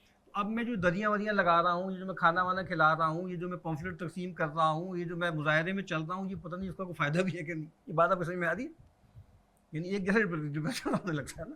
یہ سب سے اونچا کام تو یہ ہے، سب سے اعلیٰ کام. تو پھر بیچارے کچھ لوگ جو میرے ایسے ہوتے ہیں، اس جوگے نہیں ہوتے، وہ بلا وجہ میں کوشش کرتے ہیں کہ انٹلیکچوئل بن جائیں، وہ ہوتے تو ہے نہیں بیچارے. نہ ان کی اتنی پسلی ہوتی ہے. بھائی یہ ہر ایک کے بس کا کام تو نہیں ہے، ڈاکٹر صاحب آگے بتائیں گے نا، یہ ہر ایک کا کام تھوڑی ہے، یہ تو چند چند دانے ہوتے ہیں. اب وہ بلا وجہ میں اس کام میں پڑیں گے اور پھر بلا عجیب چوچو کا مربع بن جائیں گے. اس کام سے بھی گئے جو وہ خدمت کر رہے تھے، اور ایک سوڈو انٹلیکچوئل بننے کے چکر میں پتہ نہیں کیا ان کے ساتھ کچھ ہو گیا. تو یہ ڈیلیماز ہے بادل. تو کہتے ہیں ایک طرف یہ پڑھیں، پھر قرآن مجید کا مطالعہ کریں. پھر ایک اقتباس ہے بہت خوبصورت ہے، وہ میں چاہتا ہوں میں پڑھ دوں پیج نمبر 22 پہ. پھر ایسا اگر ایسا ہو، یعنی ایک طرف وہ جدید علم کو پڑھیں اور ایک اپنے سورس کو پڑھیں، قرآن و سنت کو پڑھیں. تو پھر کیا ہوگا؟ پھر اگر ایسا ہو کہ قرآن کی روشنی ان پر واضح ہو جائے، اس کا پیغام انہیں اپنی فطرت کی آواز معلوم ہو، اس کے نور سے ان کے قلوب و اذہان منور ہو جائیں، آفاق و انفس کی حقیقت و ماہیت کے بارے میں تمام بنیادی سوالوں کا تشفی بخش جواب انہیں مل جائے، اور انبساط معرفت سے ان کے نفوس میں ایمان اور سکون اور اطمینان میں امن اور سکون و اطمینان کی کیفیت پیدا ہو جائے، تو اسی کا نام ایمان ہے. اور پھر کہا کہ یہی انہیں رسوخ فی العلم حاصل ہوگا. یہ ذہنی اخلاقی آوازگی کے بجائے تقوی و خشیت پر منتج ہوں گے. انما یخشی اللہ من عبادہ العلماء. اور کہتے ہیں کہ ان کے اندر یہ ایمان پیدا ہونا چاہیے. اور آگے ایک قول نقل کیا عبداللہ ابن عباس رضی اللہ تعالی عنہما کا کہ تعلمنا الایمان ثم تعلمنا القرآن، کہ پہلے ہم نے قرآن کا وہ حصہ پڑھا جس میں احکام نہیں تھے. مکی قرآن ہے نا، اس میں تو ایمان، توکل مع اللہ اور تعلق مع اللہ ہے. پھر اس کے بعد قرآن کا جہاں مطلب ہے قانون قرآن کا، پھر ہم نے وہ پڑھا، پھر مدنی صورتیں آئیں. تو ایسے ہی کہ پہلے جیسے وہ ایک پیشن تو پیدا کریں اپنے اندر. اب کہتے ہیں کہ یہ کٹھن کام ہے اور صرف ان لوگوں کے بس کا کام ہے. یہ پیج نمبر 22 کے اینڈ میں ہے، جو علم حقیقت کے ان چشموں سے اچھی طرح سیراب ہوں جو قرآن حکیم کی آیات بینات کی صورت میں رواں ہیں. تبھی ان کے لیے ممکن ہوگا کہ ایک نئی تحافت لکھ سکیں اور ایک نیا رد کر سکیں. یہ اشارہ ہے امام غزالی رحمۃ اللہ علیہ کی تصنیف تحافت الفلاسفہ، The Incoherences of the Philosophers. اب دیکھیں غزالی نے یہ کام کب کیا؟ پہلے فلسفہ پڑھا 2 سال لگا کے، دبا کے فلسفہ پڑھا، پھر بتایا کہ فلسفہ کیا ہے، مقاصد الفلاسفہ لکھا کتاب. ابن رشد ان کے اوپوننٹ تھے اور کہتے ہیں کہ بھئی جو ہے متعصب تھے غزالی، لیکن وہ کہتے ہیں کہ منصف مزاج تھے. اور آج بھی آپ پڑھیں، وہ خود لوگ اپنا اتنا اچھا بیان نہیں کر سکتے تھے جتنا غزالی نے کیا ہے. یہ کمال ہوتا ہے. یہ تھوڑی ہے کہ پہلے کیریکیچر بنائیں ان کا ایک اور اسٹرا مین سے لڑتے رہیں، یہ نہیں ہوتا. پہلے ان کی بات جو ہے ٹھیک ٹھیک بیان کریں. مقاصد الفلاسفہ کتاب لکھی، پھر اس کا رد کیا، تحافت الفلاسفہ کتاب لکھی. تو اب لکھنے کی ضرورت ہے نا، نئی تحافت لکھ رہے ہیں کچھ لوگ. مغرب میں ایسے ہیں نوجوان جوان لوگ ہیں جو اس طرح کے پرائمرز وغیرہ لکھ رہے ہیں ازمس کے خلاف فلاں جمع. تو بہرحال تو امام ابن تیمیہ رحمۃ اللہ علیہ نے الرد علی المنطقیین لکھی تھی. اب ڈاکٹر صاحب کہہ رہے ہیں کہ اب ایک نئی تحافت کی ضرورت ہے، ایک نئے رد کی ضرورت ہے. بالکل ٹھیک بات ہے، بالکل صحیح بات ہے. یہ کیا ہے؟ یہ ڈی کنسٹرکشن ہے. اب کنسٹرکشن بھی تو کرنی ہے نا، پہلے گرانا ہے پھر کچھ بنانا بھی تو ہے. تو اب کہا کہ پھر ایک جدید علم کلام کی تاسیس کا کام کریں. ایک تو یہ ہے کہ جو فزیکل اور سوشل سائنسز ہیں ان کو سامنے رکھ کر ایک نیا بیانیہ مرتب کریں، ایک نیا ورلڈ ویو مرتب کریں. اور نمبر 2 وہ جو نظام حیات والی بات ہے کہ زندگی کے ہر شعبے میں socio politico economic system develop کریں، بلو پرنٹ سامنے لے کر آئیں تاکہ اس کے ذریعے یہ کام ہو. تو کہا کہ بہرحال اس کے لیے کچھ لوگوں کو جو ہے وہ مائل کرنا پڑے گا اور تیار کرنا پڑے گا. اقبال کا ذکر کیا، ریکنسٹرکشن کا ذکر کیا کہ وہ ایک کام تھا، لیکن بہرحال وہ ابتدائی کام تھا، اس کو آگے چلنا چاہیے تھا لیکن وہ چلا نہیں. اب پیج نمبر 24 کے شروع میں ہے ایک چھوٹا سا الگ سے اقتباس. بہرحال جب تک اس میدان میں واقعی قدر و قیمت رکھنے والا کام ایک قابل حد تک نہیں ہو جاتا، یہ امید کہ معاشرے کے ذہین طبقات کو مغرب کی طرف راغب مذہب کی طرف راغب کیا جا سکے محض شراب کا درجہ رکھتی ہے. یعنی وہ بات کہ آپ تنقیح کریں، ٹھیک ہے، اور جدید جو علوم ہیں ان کو مطلب جیسے اسلامائزیشن کا بھی ایک پروجیکٹ ہے وغیرہ وغیرہ. ایک کام یہ کرنا ہے. دوسرا کام میں بتا چکا ہوں، حیات دنیاوی کی مختلف پہلوؤں کے حوالے سے جیسے ایک پورا بلو پرنٹ آپ جو ہے وہ قائم کریں. اب وہ کہتے ہیں کہ یہ کام کون کرے گا؟ ایک تو وہ ہے کہ دنیا کا پتہ ہو، فقہ الواقع کا پتہ ہو، حاضر العالم الاسلامی کا پتہ ہو، اور دوسری طرف قرآن و سنت کی گہری ممارست ہو. اب ایسا کومبو بننا خاصا مشکل ہے نا فی زمانہ، کہ وہاں بھی تبحر علمی ہو اور ادھر بھی گہری بصیرت ہو. عام طور پہ یک طرفہ لوگ ہوتے ہیں جو دینی روایت میں بہت مضبوط ہیں، وہ جدید دنیا اس کے سٹرکچرز کو اتنا نہیں جانتے، ٹھیک ہے، اور جو جدید دنیا کے سٹرکچرز کو جانتے ہیں وہ دینی علوم میں ماہر نہیں ہیں. ہمارے بہت سے اساتذہ ہیں، ان میں سے عالم کوئی نہیں ہے، لیکن انہوں نے جدید دنیا کا اس کے سٹرکچرز کا بہت اچھا گہرا مطالعہ کیا، ڈیکنسٹرکٹ کیا مغرب کو، اور ایک تنقید جدیدیت کی، مغرب کی تفہیم بھی، تنقید بھی ڈیولپ کی. لیکن وہ عالم لوگ نہیں ہیں نا، اس وجہ سے وہ خود جیسے ہینڈی کیپ رہتے ہیں، اور وہ کہتے ہیں بھائی اصل بات علماء ہی بتائیں گے، وہی کریں گے. تو بہرحال اب ایسے بڑے لوگ اللہ کرے گا پیدا ہوں کہ جو مجمع البحرین جو ہوتا ہے نا، دونوں چشموں سے سیراب ہو، اور بہرحال دینی علم بھی پختہ ہو، آسان عربی گرامر والا نہ ہو میری طرح کہ آسان عربی گرامر پڑھ کے جو ہے علامہ بن گئے اور قرآن پہ ہاتھ صاف کر رہے ہیں. ٹھیک ہے، گہرا علم، پختہ علم، اور وہ بہرحال برسوں میں آتا ہے. اور پھر جدید دنیا کا علم بھی جو ہے وہ گہرا ہو اور گویا اپ ڈیٹڈ ہو وغیرہ وغیرہ، ماڈرن سٹرکچرز کا پتہ ہو، پاور ڈائنامکس کا پتہ ہو، ماڈرن میڈیمز کیا ہیں، ماڈرن انسٹیٹیوشنز کیا ہیں، ان کے اثرات کیا ہیں وغیرہ وغیرہ. بہرحال ایسا کومبو بہت مشکل ہے. مطلب میں مثال کے طور پہ عبدالحکیم مراد ایسے آدمی ہیں، یقیناً ایسے آدمی ہیں، حسن سپائکر ایسے آدمی ہیں، اور بھی مغرب میں ایسے لوگ ہیں کہ جو بہرحال جن میں یہ دونوں چیزیں ہمیں نظر آتی ہیں. اور پھر تیسری بات یہ کہ پھر ان کے اندر وہ روحانیت بھی ہونی چاہیے. وہ ایک سپارک ہوتا ہے، وہ آپ بندے کو دیکھ لیں تو آپ کو پتہ لگ جاتا ہے یا اس بندے میں دم ہے. تو صرف دماغ سے کچھ نہیں ہوتا. ہمارے بزرگ کہا کرتے ہیں نا بھائی قابلیت بھی اہم چیز ہے لیکن قبولیت بھی تو کچھ ہے. اللہ کی طرف سے قبولیت ہوتی ہے، انما یتقبل اللہ من المتقین. اس کا یہ مطلب بھی تو ہے نا کہ اللہ اپنے دین کے کاموں کے لیے ایسے ہی کوئی آوارہ ذہن لوگ جو ہیں اور لٹک مٹک والے اور یہاں وہاں سے گھوم پھر کے باتیں قرنے والے لوگوں کو نہیں اللہ قبول کرتا. جو واقعتاً تعلق مع اللہ جن میں ہو ان کے ذریعے کوئی بڑا کام ہوگا. اب عملی اقدامات کیا کرنے ہیں؟ ایک تو یہ ہے کہ عمومی ادارہ قائم ہو جو عوام کو تجدید ایمان اور اصلاح اعمال کی دعوت دے، جو لوگ اس کی جانب متوجہ ہوں، ان کی ذہنی اور فکری اور اخلاقی اور عملی تربیت کا بندوبست کرے. اب ڈاکٹر صاحب نے نیچے لکھا ہوا ہے اس کام کے لیے 1975 میں تنظیم اسلامی قائم ہو گئی. دوسری کیا ہے؟ اب ان لوگوں میں سے بندے نکالنے ہیں. کیا کرنے ہیں؟ علمی کام کی اہمیت واضح ہو جائے، ٹھیک ہے، تو ان کو نکالیں اور ذہین نوجوانوں کو تلاش کریں جو اپنی زندگی کو اس کام کے لیے وقف کر دیں. آپ دیکھیے ڈاکٹر صاحب کی زندگی میں ہوا کیا تھا کہ اصل تنظیم اسلامی بن گئی، انجمن خدام القرآن پیریفرل بن گئی. یہ بات آپ کی سمجھ میں آ رہی ہے کہ بھائی درس قرآن کے لیے، دورہ ترجمہ قرآن کے ذریعے کرنا کیا ہے؟ لوگوں کو تنظیم میں بھرتی کرنا ہے. اب یہاں دیکھیے یہ تو ریورس ہے. تنظیم اس لیے ہے کہ ان میں سے وہ دانے چنتے ہیں جن دانوں نے یہ والا کام کرنا ہے. یہ بات سمجھ میں آ رہی ہے آپ کے؟ یہ بہت الٹی بات ہے نا. اصل میں تو وہ کام کرنا ہے، اس کام کرنے کے لیے ایک عمومی ادارہ بنانا ہے. اس میں سے مطلب 100 بندہ آئے گا عمومی دعوت و تبلیغ، اس میں سے 2-4 دانے ہم نکالیں گے وہ والے، پھر ان کو ریگرسلی ٹرین کریں گے، ان کو پڑھائیں گے، لکھائیں گے. ٹھیک ہے، ڈاکٹر صاحب نے فیلوشپ اسکیم شروع کی، پھر 2 سالہ کورس شروع کیا، پھر 1 سالہ کورس شروع کیا. ٹھیک ہے، مجھے تقریباً الحمدللہ 27 سال ہو گئے اس کورس میں پڑھاتے ہوئے، رجوع القرآن کورس جو اب کٹ کٹا کے 9-10 ماہ کا جو ہے وہ رہ گیا ہے. ٹھیک ہے، تو بہرحال وہ ہے. لیکن میں پھر عرض کرتا ہوں نا کہ وہ عمومی کام تو بہت ہوا. دورہ ترجمہ قرآن ایک فینومینل چیز ہے، اس کے ذریعے لوگوں کی زندگیاں بدلی ہیں.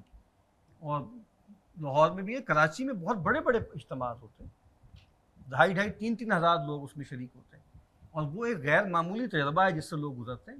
بہرحال یہ سب کام ہوا ہے. لیکن میں پھر عرض کر رہا ہوں یہاں ترتیب دیکھ لیجئے کہ اصل میں اب 72 میں انجمن بنائی تھی، 75 میں تنظیم اسلامی بنائی ہے.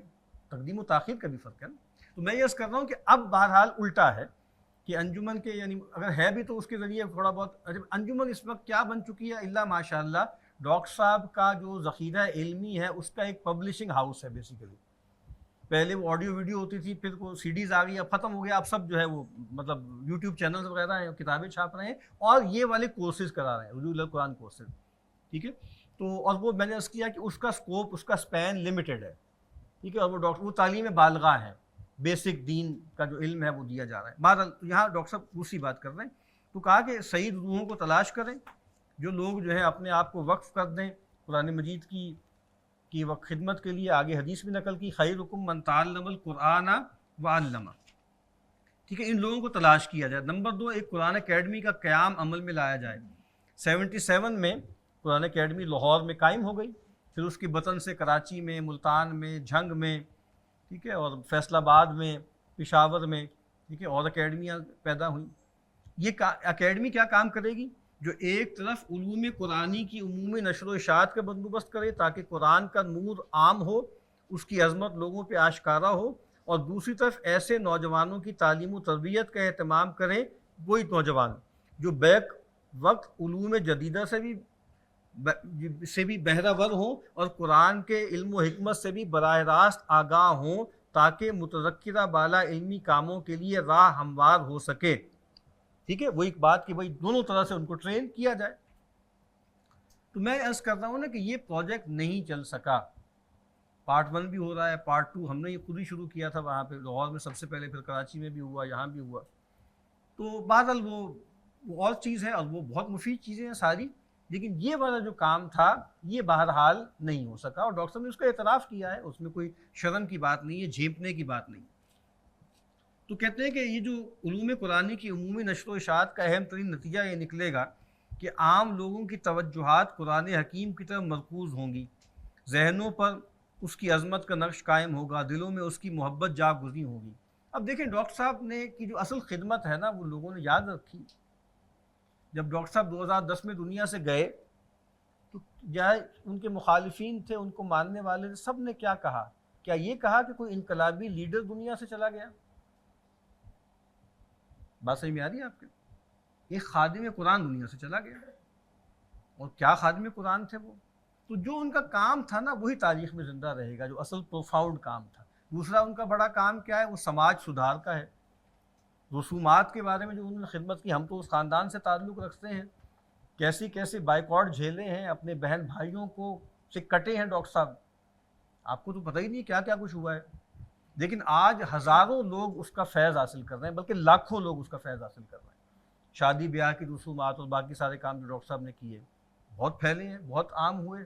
فہم قرآن کا اور یہ جو عمومی درس قرآن کا کام شروع کیا, ہم جب لڑکپن میں تھے کوئی سوال ہی نہیں تھا. یعنی آپ دیکھیں نا, یا تو آپ عالم بنے 8 سال کا کورس کریں یا ختم, عامی ہیں. اب دیکھیں 3 سال کے 4 سال کے کورس, اب تو مسجدوں میں مدرسوں میں شارٹ کورسز 3 ماہ کے ہو رہے ہیں. یہ ٹرینڈ کس نے شروع کیا ہے؟ اب یہ صحیح تھا غلط ہم اس کی بات نہیں کر رہی, ڈاکٹر صاحب نے شروع کیا. فرحت ہاشمی میڈم کا ان کا کام بھی بعد کا ہے, ڈاکٹر ذاکر نائک صاحب کا کام بھی بعد کا ہے, وہ تو انسپائرڈ تھے ڈاکٹر صاحب سے, ان کا ذکر کرتے ہیں وغیرہ وغیرہ. تو یہ کتنا بڑا خیر اللہ نے اس آدمی کے ذریعے پھیلایا ہے. تو کہنے کا مطلب یہ ہے کہ جو کام ہوتا ہے نا اصل سبسٹانشل وہی باقی رہتا ہے, اور جو باقی وہ باتیں تھیں انقلاب کی, انقلابی جماعت کی, وہ بات بن نہیں سکی. اور پھر یہ والی بات بھی جو میں نے عرض کی ہے کہ وہ بھی نہیں ہو سکی. تو بہرحال آگے وہ کہتے ہیں کہ ان لوگوں کو وہ یہ وقف کر دیں اپنی زندگیاں, تربیت اکیڈمی کرے, پختہ بنیادوں پہ عربی کی تعلیم دی جائے, زبان کا گہرا فہم, ادب کا ذوق پیدا ہو جائے, پورا قرآن سبکن پڑھایا جائے, ساتھ ہی حدیث نبوی صلی اللہ علیہ وسلم اور فقہ اور اصول فقہ کی تعلیم دی جائے. پھر ان میں سے جو لوگ فلسفہ و الہیات کا ذوق رکھتے ہوں گے ان کے لیے ممکن ہوگا کہ وہ قرآن حکیم کی روشنی میں جدید فلسفیانہ رجحانات پر مدلل تنقید کریں اور جدید علم کلام کی بنیاد رکھیں. اور جو عمرانیات کے مختلف شعبوں کا ذوق رکھنے والے ہوں گے ان کے لیے ممکن ہوگا کہ وہ زندگی کے مختلف شعبوں کے لیے اسلام کی رہنمائی و ہدایت کو اعلیٰ علمی سطح پر پیش کر سکیں. پھر ڈاکٹر صاحب نے کہا کہ یہ میں تحریر لکھ دی تھی, پھر 2 تحریریں میرے سامنے آئیں تو مجھے اندازہ ہوا کہ مولانا ابوالکلام آزاد علیہ رحمہ انہوں نے بھی ایک ایسی تجویز دی تھی, اور مولانا مودودی علیہ رحمہ دارالاسلام قائم کیا انہوں نے پٹھان کوٹ میں جو نیاز علی خان صاحب نے زمین دی تھی وہاں پہ, تو وہاں پر بھی وہ کام نہیں ہو سکا، لیکن بہرحال جماعت اسلامی کا ہیڈ آفس پارٹیشن تک وہیں رہا پٹھان کوٹ میں، نیاز صاحب کی اس پراپرٹی پہ. اب مجھے نہیں پتا وہاں صورتحال کیا ہے. تو انہوں نے پھر 2 اقتباسات یہاں پر نقل کیے. اب کچھ مختصر سوالات کرنے ہیں تو کر لیجیے گا، وقت زیادہ ہو گیا ہے، بہرحال تھوڑا سا ابھی دیکھ لیتے ہیں. جی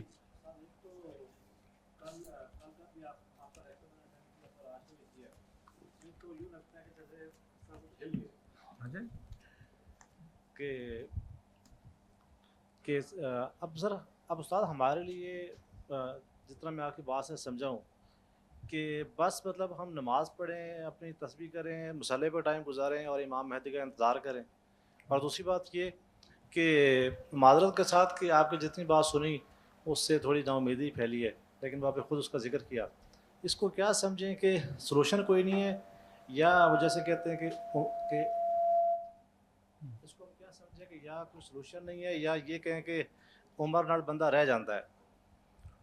ہاں مطلب وہ جو ہے نا وہ پرانا لطیفہ ہے نا، ہن پھر میں جواب ہی سمجھا، تو وہ آپ کا یہی کہنا ہے کہ پھر جواب ہی سمجھیے پھر رہنے. مطلب میرا تو نہیں خیال کہ میں نے ایسا کچھ کہا ہے. مطلب میں نے تو یہ بتایا ہے کہ بھائی تھوڑے بھول پن سے نکل آئیں. بار بار یہ بات دہرائی ہے، اب آپ سننا نہیں چاہتے تو آپ کی دوسری بات ہے. میں نے بار بار یہ عرض کیا ہے کہ بھائی ذاتی اصلاح کے علاوہ مولانا علی میاں کہا کرتے تھے کہ بھائی ہمارا موٹو کیا ہونا چاہیے، صلاح اور اصلاح. ہمارے شاگردی ہیں ڈاکٹر حافظ زبیر صاحب، انہوں نے کتاب لکھی صالح اور مصلح. ٹھیک ہے، تو صالحیت بھی اختیار کرنی ہے اور خارج میں اصلاح بھی کرنی ہے. میں تو ڈاکٹر صاحب کا کال بھی آپ کے سامنے رکھ دیا، انڈورسمنٹ کے ساتھ رکھا کہ ہم جس باطل نظام کے تحت رہ رہے ہیں اس کا کفارہ یہ ہے کہ ہم اس کو ڈینٹ ڈالنے کی جو بھی کوشش کر سکتے ہیں وہ کریں. بس مطلب میں نے کچھ چیزوں کو ڈیکنسٹرکٹ کیا ہے، میں اس پہ قائم ہوں، مجھے اس پہ کوئی شرمندگی نہیں ہے. تو میں تو بس یہ کہتا ہوں کہ ہم نائیوٹی سے نکلیں، تھوڑا سا بھول پن سے نکلیں، دشمن کو ہلکا نہ لیں، حالات کی گھمپیرتا کو جو ہے بلا وجہ میں ڈائیلیوٹ نہ کریں. اور ایک جھوٹی یوٹوپیائی امید بھی ٹھیک نہیں ہوتی. تھوڑی صحیح جگہ پہ آئیں اور پھر ذمہ داری سے کام کریں نا. تو نعرے بازی سے، سلوگنزم سے اور یہاں وہاں کی باتوں سے کچھ نہیں ہونا. تو میں تو جو ڈاکٹر صاحب نے تجزیہ کیا میں اس کو اون کرتا ہوں، یہ کام کریں، بالکل کریں. میں نے تو بتایا کہ یہ ہو نہیں پایا، میں نے واقعی کے طور پہ بتایا ہے. اگر میں اس میں جھوٹا ہوں، میں غلط ہوں تو میری تصحیح کر دیجیے، میری اصلاح کر دیجیے. میں اس جمپل ہوں اس سب جگہ کا، میرے سامنے یہ سارے عمل ہوئے ہیں اور میرے سامنے یہ کلیپس ہوئے ہیں. ٹھیک ہے نا، تو یہ ایک واقعے کے طور پر ہے. اور میں پھر عرض کر رہا ہوں کہ یار ایک آدمی زندگی میں کیا کچھ کر سکتا ہے. جو کر گئے ڈاکٹر صاحب وہ اتنا بڑا ہے کہ بھائی مطلب 100 آدمی بھی نہیں کر سکتے جو ڈاکٹر صاحب نے کیا. ٹھیک ہے، تو اسی طریقے سے اس سب کو پڑھ کے سن کے اگر کوئی آدمی ڈپریس ہوتا ہے تو میرا خیال ہے کہ غلط سگنل ہے. میں اس سے بری ہوں. میں نے یہ سب اس لیے نہیں کیا، میں نے تو یہ بتانے کے لیے کیا ہے کہ بھائی یہ صورتحال ہے تو اس کے لیے یہ کریں، کہیں ایسا نہ ہونا کہ بھائی اسلام کے نام پہ جدیدیت ہی پھیلاتے رہیں پھر اور اتنے مغلوب ہو جائیں مغرب سے کہ ساری انہی کی چیزوں کو اڈیپٹ کرتے جائیں. تو پھر فرق کیا ہے ہم میں ان میں؟ اگر وہ ساری حرکتیں کر کے ہم نے اسلام کو پھیلانا ہے مثال کے طور پہ تو پھر کوئی فرق ہی نہیں ہے. آپ نے بینڈ ویگن جو ہے وہ جوائن کر لی. یہ اور کوئی سوال؟ جی سر. نے یار ریکارڈ توڑ دیا سر وہ دماغ بھی تمہیں آج ایوارڈ ملنا چاہیے ہائر اسکول جو ہے نا سوالوں کا. جزاک اللہ سر. سر سر میرا خود کا تعلق انجمن سے ہے اور تنظیم اسلامی سے ہے، اور میں ایسے نوجوانوں کو جانتا ہوں جو کہ انتہائی مطلب کہ ڈیڈیکیٹڈ ہے اپنے ویژن کو لے کر، اور جنہوں نے سیکریفائسز کی ہوئی ہیں اور کر بھی رہے ہیں اور ویژنری اپروچ رکھتے ہیں. اور ڈاکٹر صاحب کا جو project which was field in his life, اور انہوں نے اس بات کو کنفیس بھی کیا، بلکہ کنفیس تو وہ کی جاتی ہے کہ کوئی جرم عظیم ہو، بلکہ اس بات کا اعتراف کیا، یہ زیادہ مناسب لفظ ہوگا. اور یہ بات روزے روشن کی طرح یہاں ہے کہ یہ زیادہ معاملہ چل نہیں سکا. تو اب آپ کیا کچھ اس حوالے سے، ایک ڈپریسنگ سول ہے نوجوانوں کی ہر طرف، اس حوالے سے کوئی امت کی قیادت اور سیادت نہیں ہے، اور ایک صدی ہونے کو ہے کہ مولانا مودودی رحمہ اللہ علیہ، ڈاکٹر صاحب اور یہ بڑے بڑے نام تھے جو کہ ریوائول آف اسلام کے لیے کام کر رہے تھے. تو اس خلا کو کس طرح پور کیا جائے؟ کرنے کا اصل کام کیا ہے؟ مطلب کہ پورا سیشن اٹینڈ کیا اور الحمدللہ آپ نے اس کو بڑی واضح طریقے سے ہائی لائٹ کیا, بٹ پروجیکٹ واز فیلڈ, اور اس بات کا اعتراف کرتے ہیں. تو ابھی کون سے سورسز اور میڈیمز, استاد, ادارے یا درسگاہیں ہیں جن کے تھرو ہم مطلب کہ وہ ویژن اور وہ گول اچیو کر سکتے ہیں؟ تھوڑا روڈ میپ دے دیں, کیونکہ ہم تو خود انجمن میں ہیں, ہمیں تو کوئی خاص روڈ میپ نہ ملا. تو انہوں اس نے حوالے سب سے جہاں سے بات شروع کی تھی نا کہ میرا تعلق انجمن سے ہے, اس سے مجھے ایک لطیفہ یاد آ گیا. وہ واقعہ ہے, حقیقی واقعہ ہے. تو ڈاکٹر صاحب کو اس کی بڑی فکر رہتی تھی نا کہ تنظیم اور انجمن میں آپس میں کوئی جو ہے وہ ناچاکی نہ ہو اور ریکنسیلیشن ہو. تو ایسے ہی اجتماع تھا, محدود سا, سینئر لوگ موجود تھے. تو ڈاکٹر عثمان صاحب ایک ہوتے تھے, انہوں نے الکتاب کے نام سے بھی کتابیں چھاپ کے نا, جو ایف اے میں جو میٹرک میں جو نمبر لیتے تھے اچھے, وہ تقسیم کرتے. انہوں نے ترجمہ بھی کیا ہوا. ڈاکٹر عثمان صاحب فوت ہو گئے بیچارے, کافی بزرگ. اب وہ ڈاکٹر صاحب نے ایسے ایک سوال شروع کیا کہ بھئی آپ لوگوں کا انجمن کے بارے میں کیا خیال ہے. وہ کھڑے ہوئے کانپتے ہوئے, ڈاکٹر صاحب انجمن ایک فاحشہ عورت ہے اور فلاں حالت خراب ہو. آپ نے کہا نا کہ میرا تعلق انجمن سے, پر نہیں آپ تو چھوٹی عمر ہے آپ کی, ہم تو انجمن کو جانتے ہیں, مرحومہ تو نہیں, ابھی حیات ہی ہے انجمن. تو انجمن خدا القرآن پورا بتایا کرے. توبہ توبہ. اچھا دوسری بات کیا ہے, تو بھائی میں نے کیا روڈ میپ دینا ہے, بھائی ڈاکٹر صاحب نے دے دیا نا ڈاکٹر صاحب, مجھ سے آپ مزید کیا آپ اگلوانا چاہتے ہیں. تو اس کو پکڑ لیں, اس کے لیے ہمت کریں, اس کے لیے اور لوگوں کو تیار کریں, یہ کام کریں. ہاں جی, اور کوئی سوال؟ جی یہ خواتین کی طرف سے سوال ہیں, وہ پہلے کر لیں تاکہ پھر یہاں سے. اچھا پہلے بھی وہ آپ بتائیں. ہاں جی, یہ خواتین سوال کرنا چاہتے ہیں. مائک نہیں چل رہا ہے. السلام علیکم سر. سر اب آپ بات کرتے ہوئے بار بار ایک طرف اشارہ کر رہی تھی کہ یہ نہیں ہو سکا, تو میرا کوشچن ہے کیا نہیں ہو سکا؟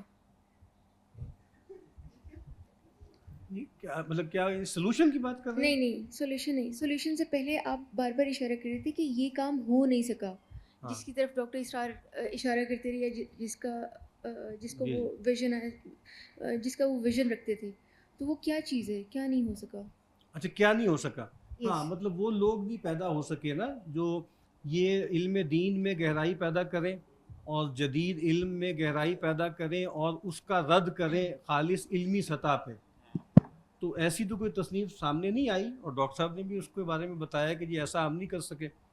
اور وہ تو بہت زیادہ ایلیٹ تھی, اس کو بھی اس طرح ایلیٹ کیپچر, ایک اور معنوں میں ہمارے استعمال ہوتا ہے کہ اکانومی کو ایلیٹ نے کیپچر کر دیا, تو گویا ان معنوں میں بھی ایلیٹ کیپچر تو نہیں ہو سکا نا. اچھے پڑھے لکھے لوگ, بیوروکریٹس اور بہت پڑھے لکھے لوگ ڈاکٹر صاحب کی طرف مائل ہوئے, زندگیاں بدلیں.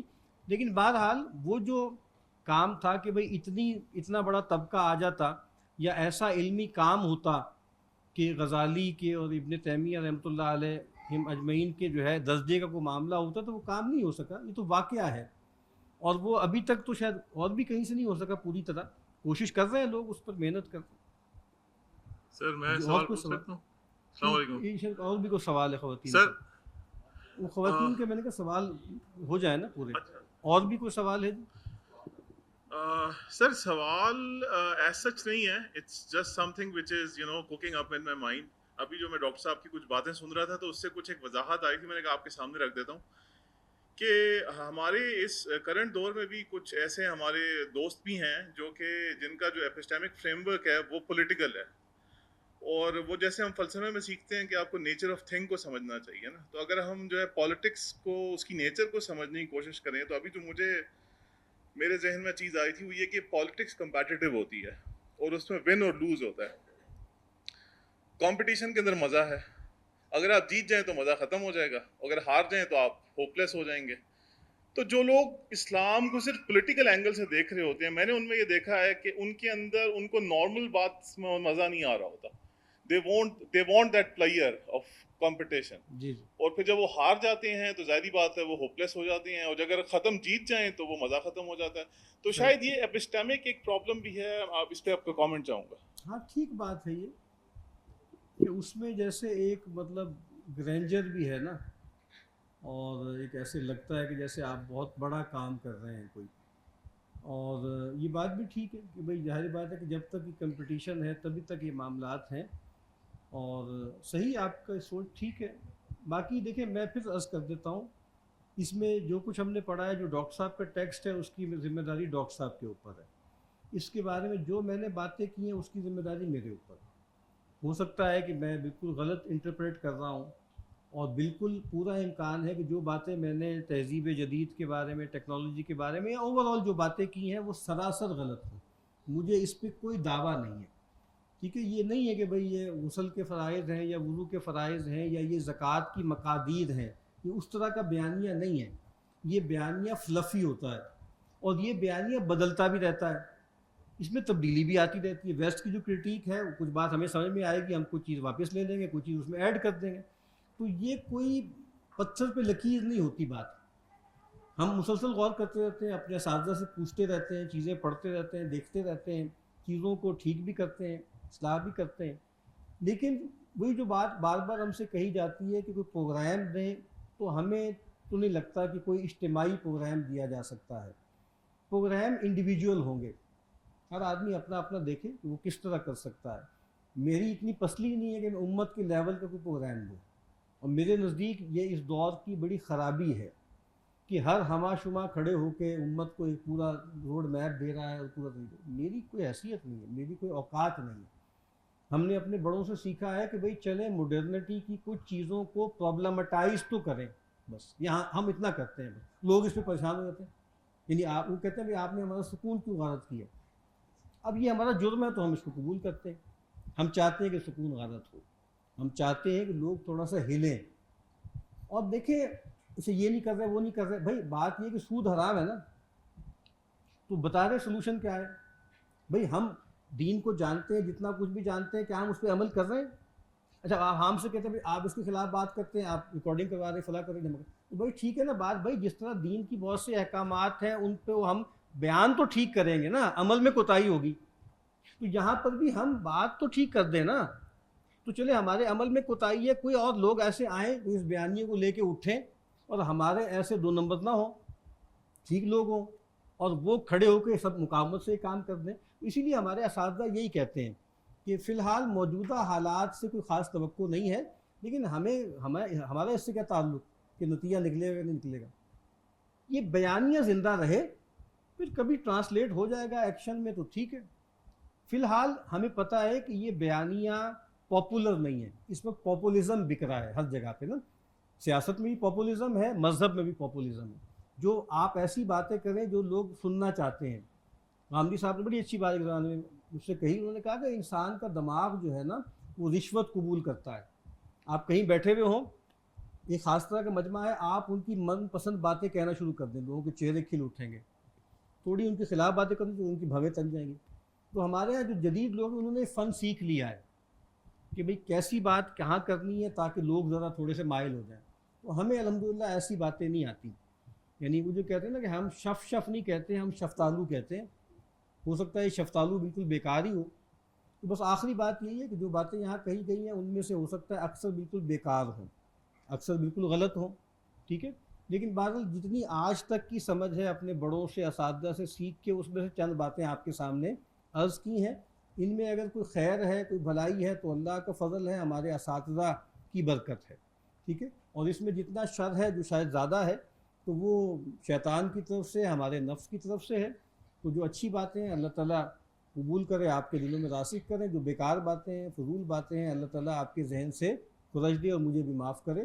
وآخر دعوانا ان الحمد للہ رب العالمین.